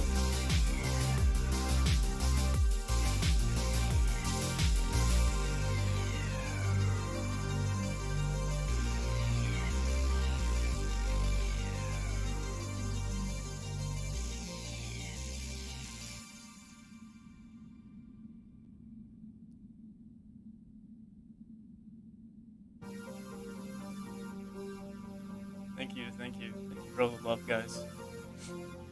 We're making a decent amount of progress. Right now, I'm working on something super, subtle.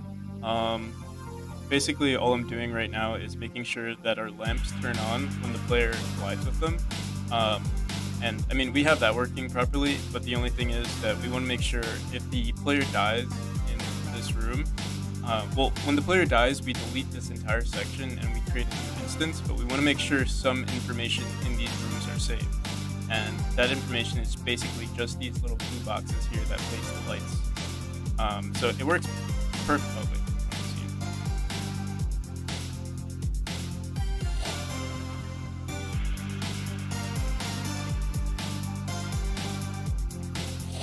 It works perfectly fine in the first instance. The signals are correct, this lights up. But then if we were to die, there's no connection between that blue box that you saw and this light node here. So if we go into another room or like another part of the map, it turns on again. But oh, wait a second. I don't think I did anything different, and it seems like it works now. What the hell?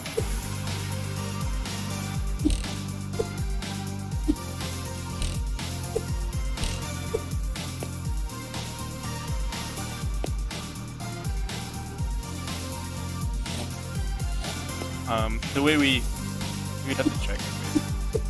I don't think I can get back up there. We'll have to make 2 nodes closer to each other. Yeah, we take those. What the hell? I don't think I didn't edit the code at all. I mean, we did change it to current room name, but we didn't change get name. And if we can see here, I mean, whenever we create a new node down here, it says the room switcher node is node2d 2415 or 2413.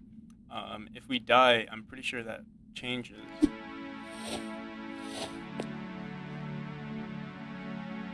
24138, and then previously. Okay, so I guess those names stay the same.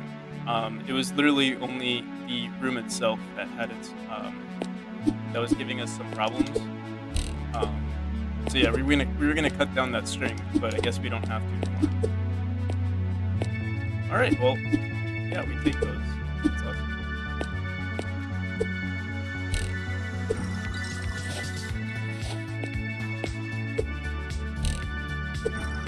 All right, so I mean, there's still some more things that we have to do with these nodes, and it's basically we want to make sure that if we are colliding with a bunch of these checkpoints, once we've connected to another checkpoint, we want to make sure that we deactivate the last checkpoint. And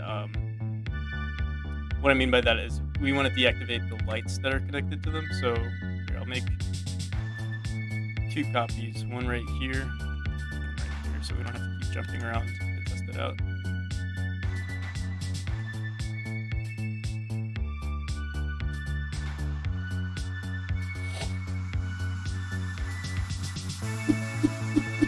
Alright, so we collide with this one, it turns on. Collide with this one, it also turns on. Once we collide with this one, I want to make sure this one shrinks. This one turns on. And then if we go back to this one, we want to make sure this one turns back on, and then this one shrinks. So in our chain lamp here, we're going to have another function called, I don't know, like dim down.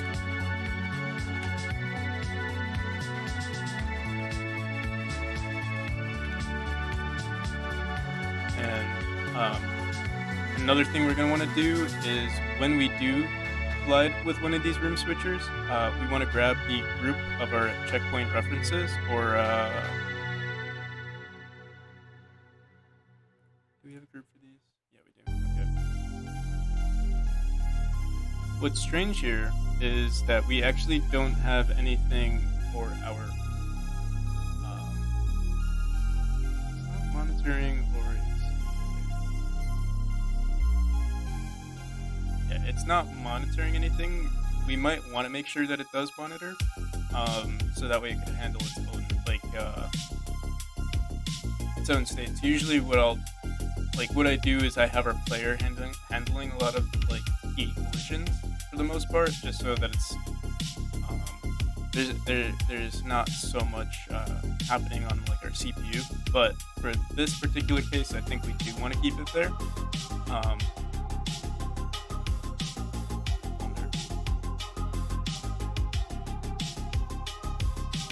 We'll have it monitor. What we'll do is we'll add a signal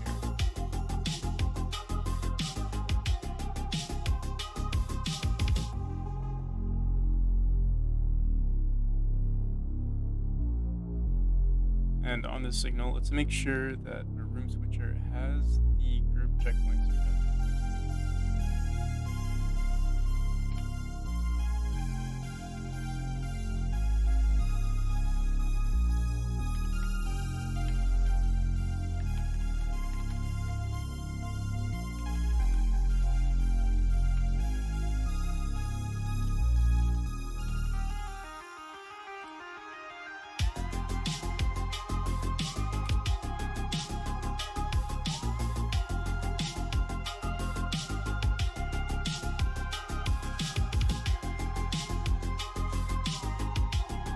Okay, so if we get type is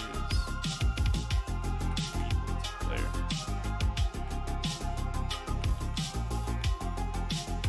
If it's equal to a player, then we're gonna iterate through all of these checkpoints. So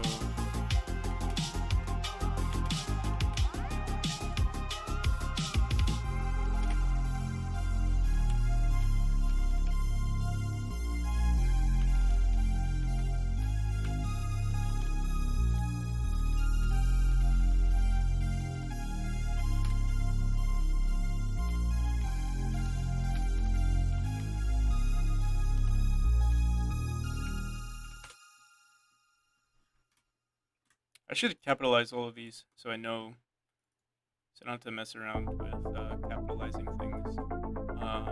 For now, I'll just leave it the way it is. For checkpoint in get tree.get nodes in group checkpoints, if checkpoint does not equal checkpoint.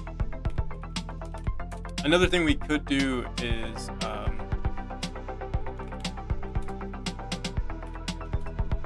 we technically could just grab our most recent active checkpoint and deactivate them. This is gonna kind of it's kind of redundant because almost all of our checkpoints are always going to be deactivated. So maybe we'll actually probably want to do that instead. Yeah, this is, I mean, yeah, it will work, but I don't see the point. So it's actually this.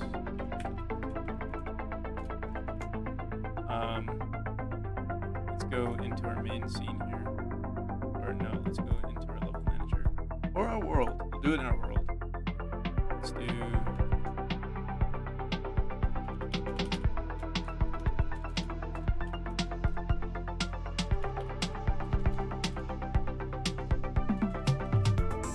We don't have a reference to it yet. Let's go into our player.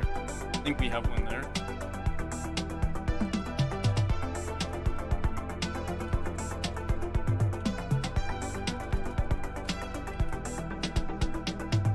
Process room switcher.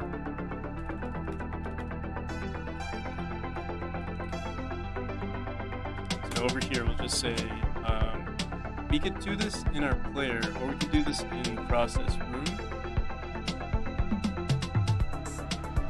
Let's have the process room handle this. So that's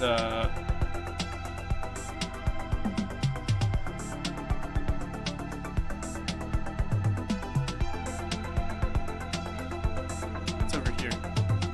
Level manager spawn is equal to global position, and then we emit this signal. We're kind of going back and forth with all of our nodes communicating with each other. I feel like we could have optimized this a bit.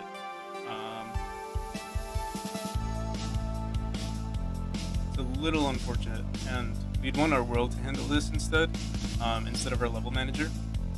But I think, let's see. Process. Test document.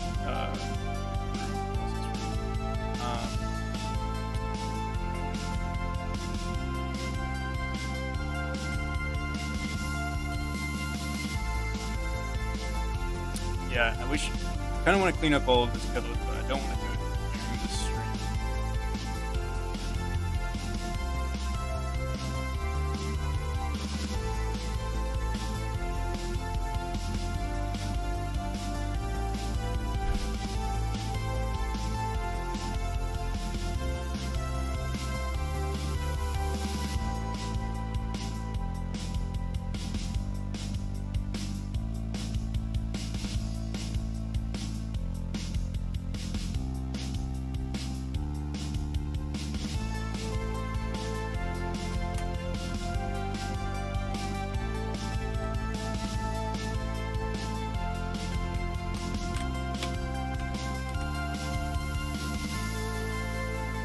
we're just gonna do it here for now. Process room.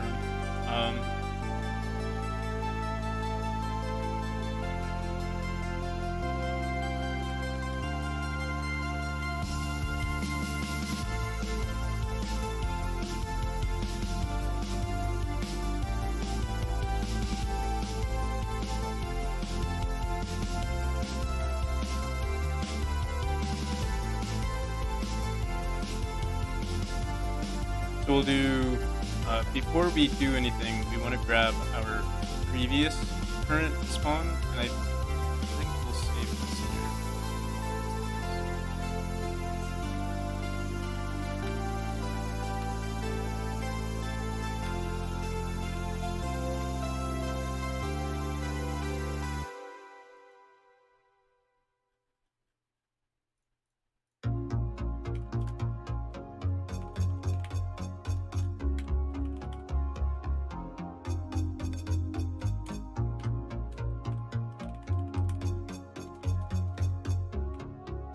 Level manager dot current world dot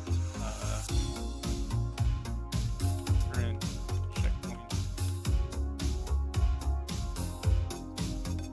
Let's call this current checkpoint.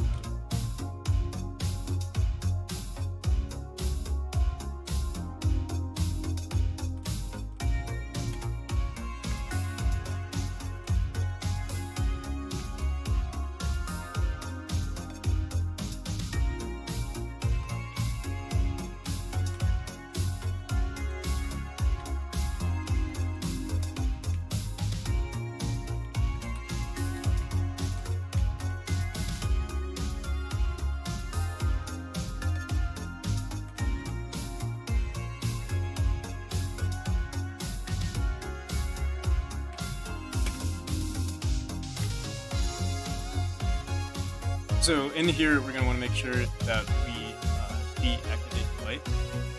So we're actually going to include another if statement here. We can say if current world node dot current checkpoint node has, or you know what we can do? Just say dot deactivate.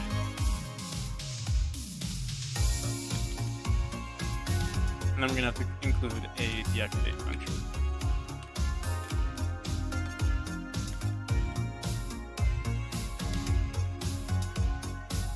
And then over here, if we have add lamp, so if add lamp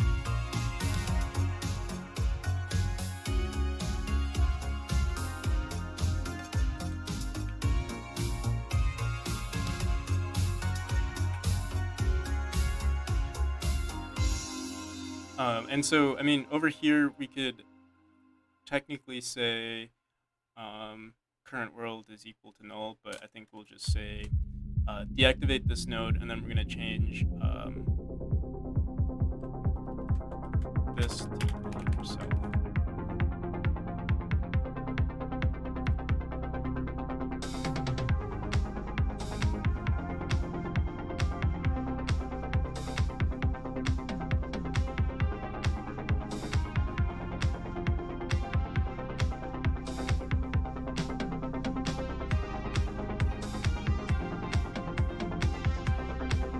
So if add lamp,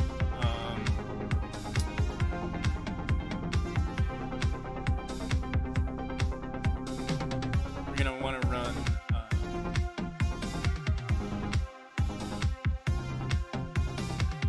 the current reference here. I don't think we actually have one yet. So let's say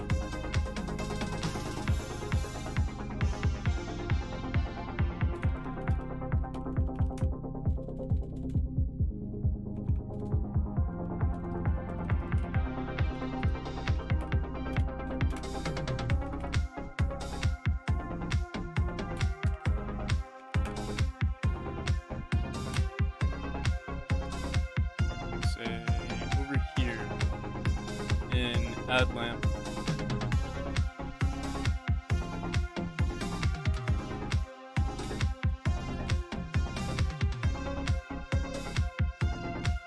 connect lamp.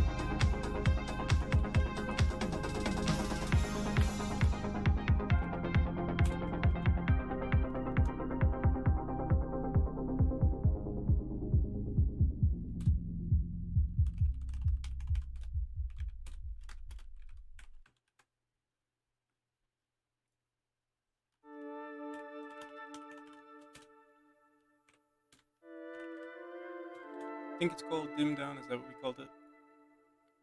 Yeah.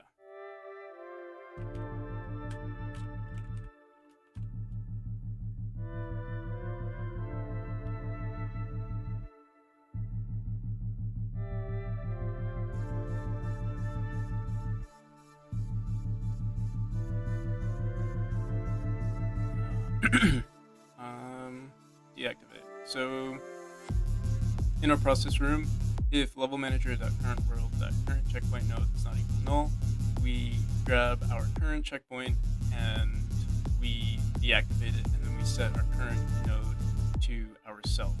I think that's about everything.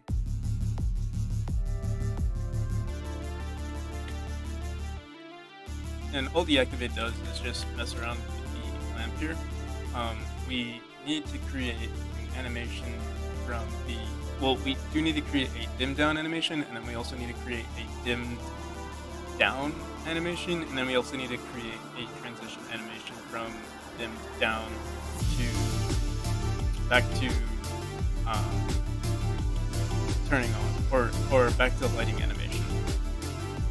So it's going to be a whole process here.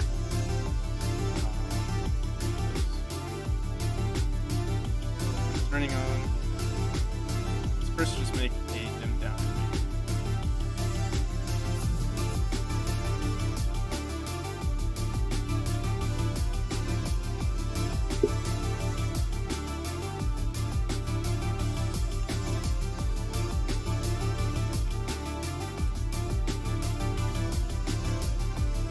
And all of this animation is going to include is us going from, we'll just do 0.05. This is going to be the standard animation, 0.05.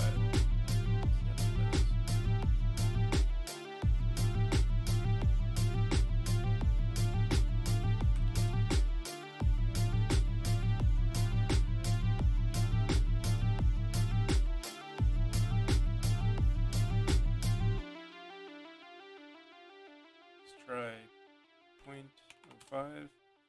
Yeah, I think 0.05 is perfect.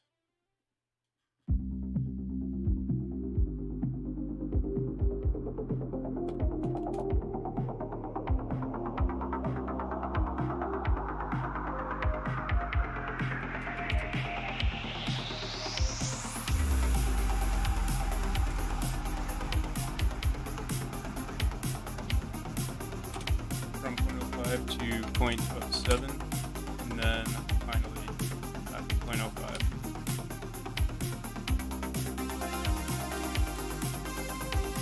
Dimmed down. So then over here in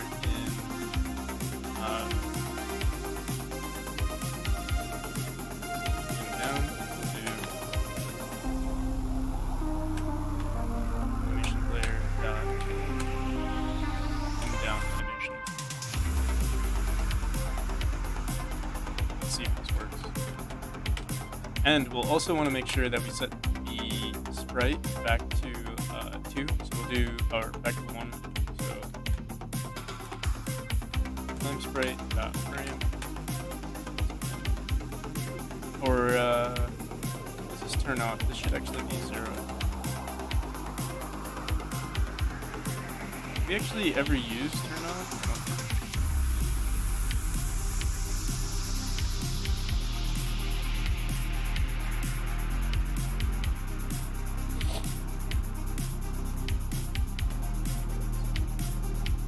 So you can see here, this is, we still have the light mode here. Still on, and it's messing around with it. Okay.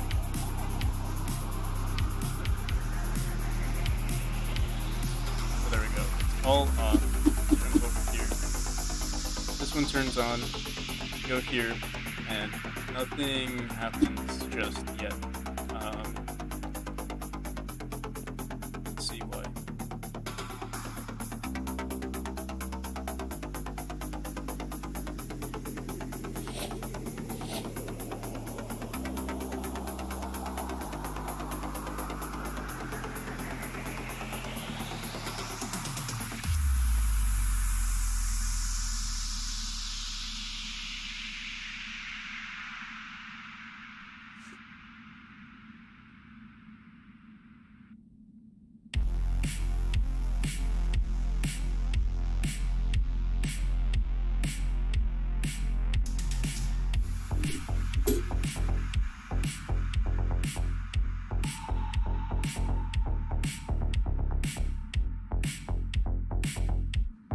So the reason why is because current checkpoint is still equal to null. So over here, let's just say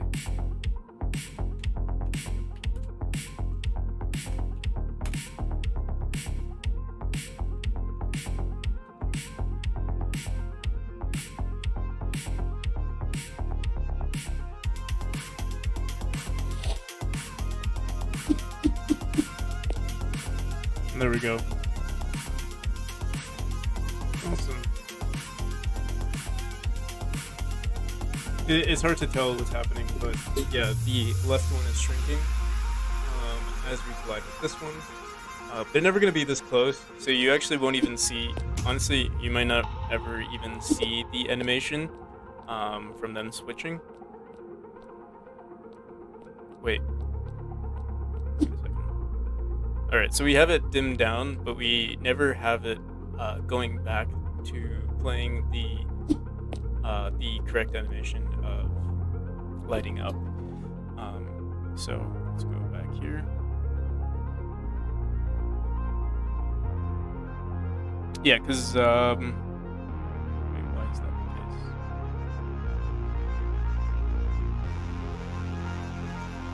case? Self.connect player entered with turn on.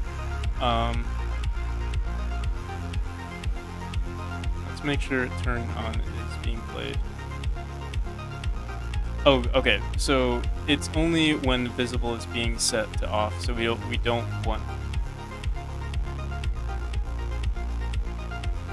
We want to make sure that it's playing. Let's see if there's animation there. There's something to check what our current animation is. Current animation position.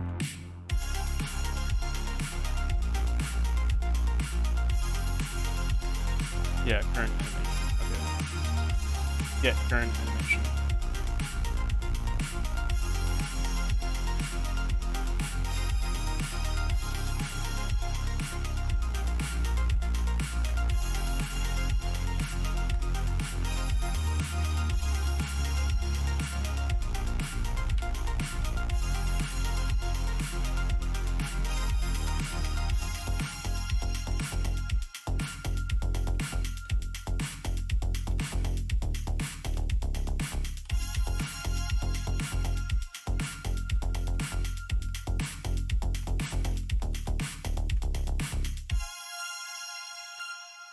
So that should fix it.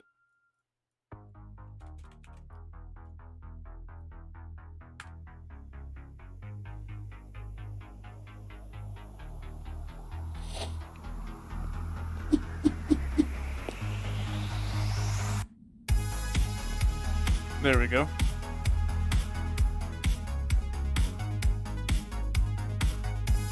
We still have to work on the animations themselves. I don't think they look too aesthetically pleasing. Oh, whoa, whoa.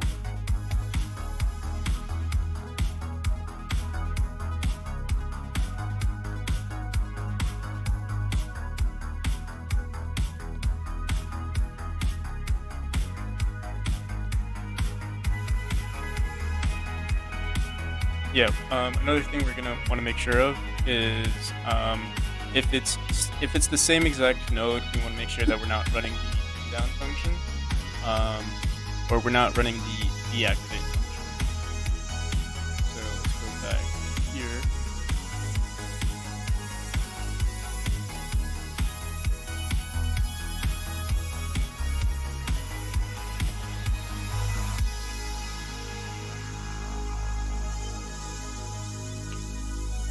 We could probably make this a match statement instead, since we have all of this self, null, something else. For now, we'll leave it the way it is.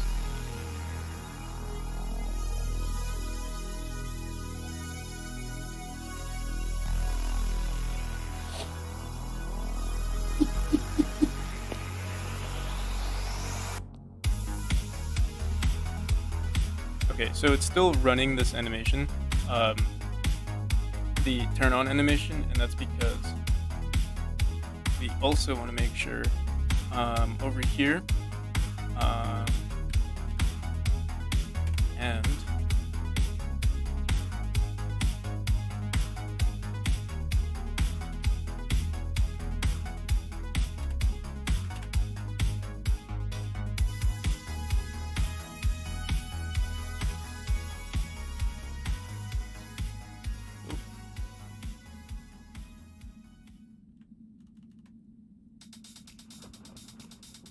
doesn't equal this.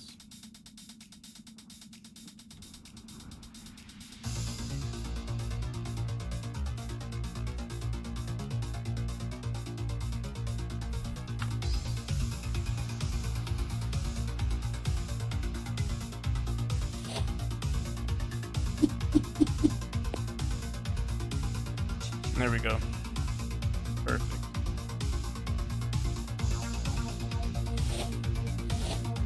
Oh, what is this? Attempt to call deactivate in base previously freed upon instance.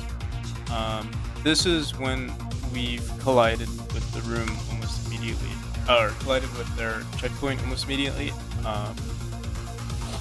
Figure out what to do there.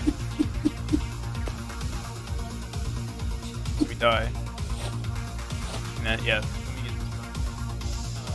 Current world does not. I mean, we could just set this equal to null.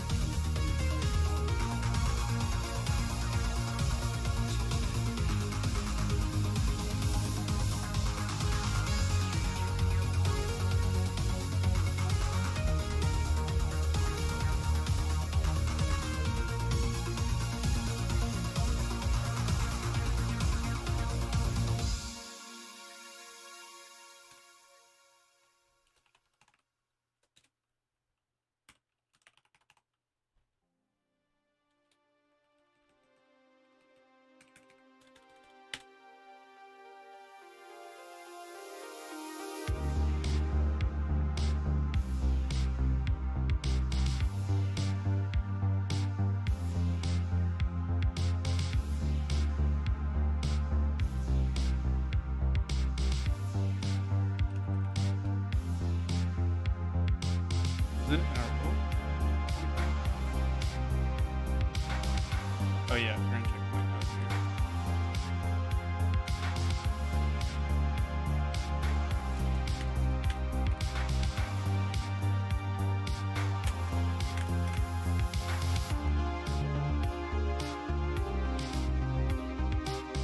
So that should. Although.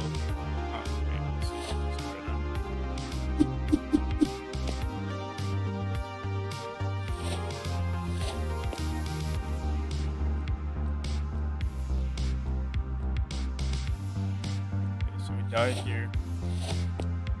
Spawn back. Yeah, I think that's the way it is. If we go into this room, let's turn off. Alright. I think I'm gonna take a break here.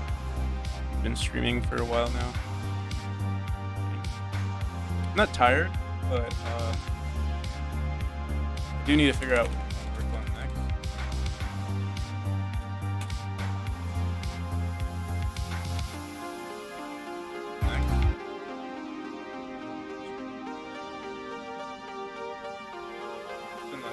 Hours now.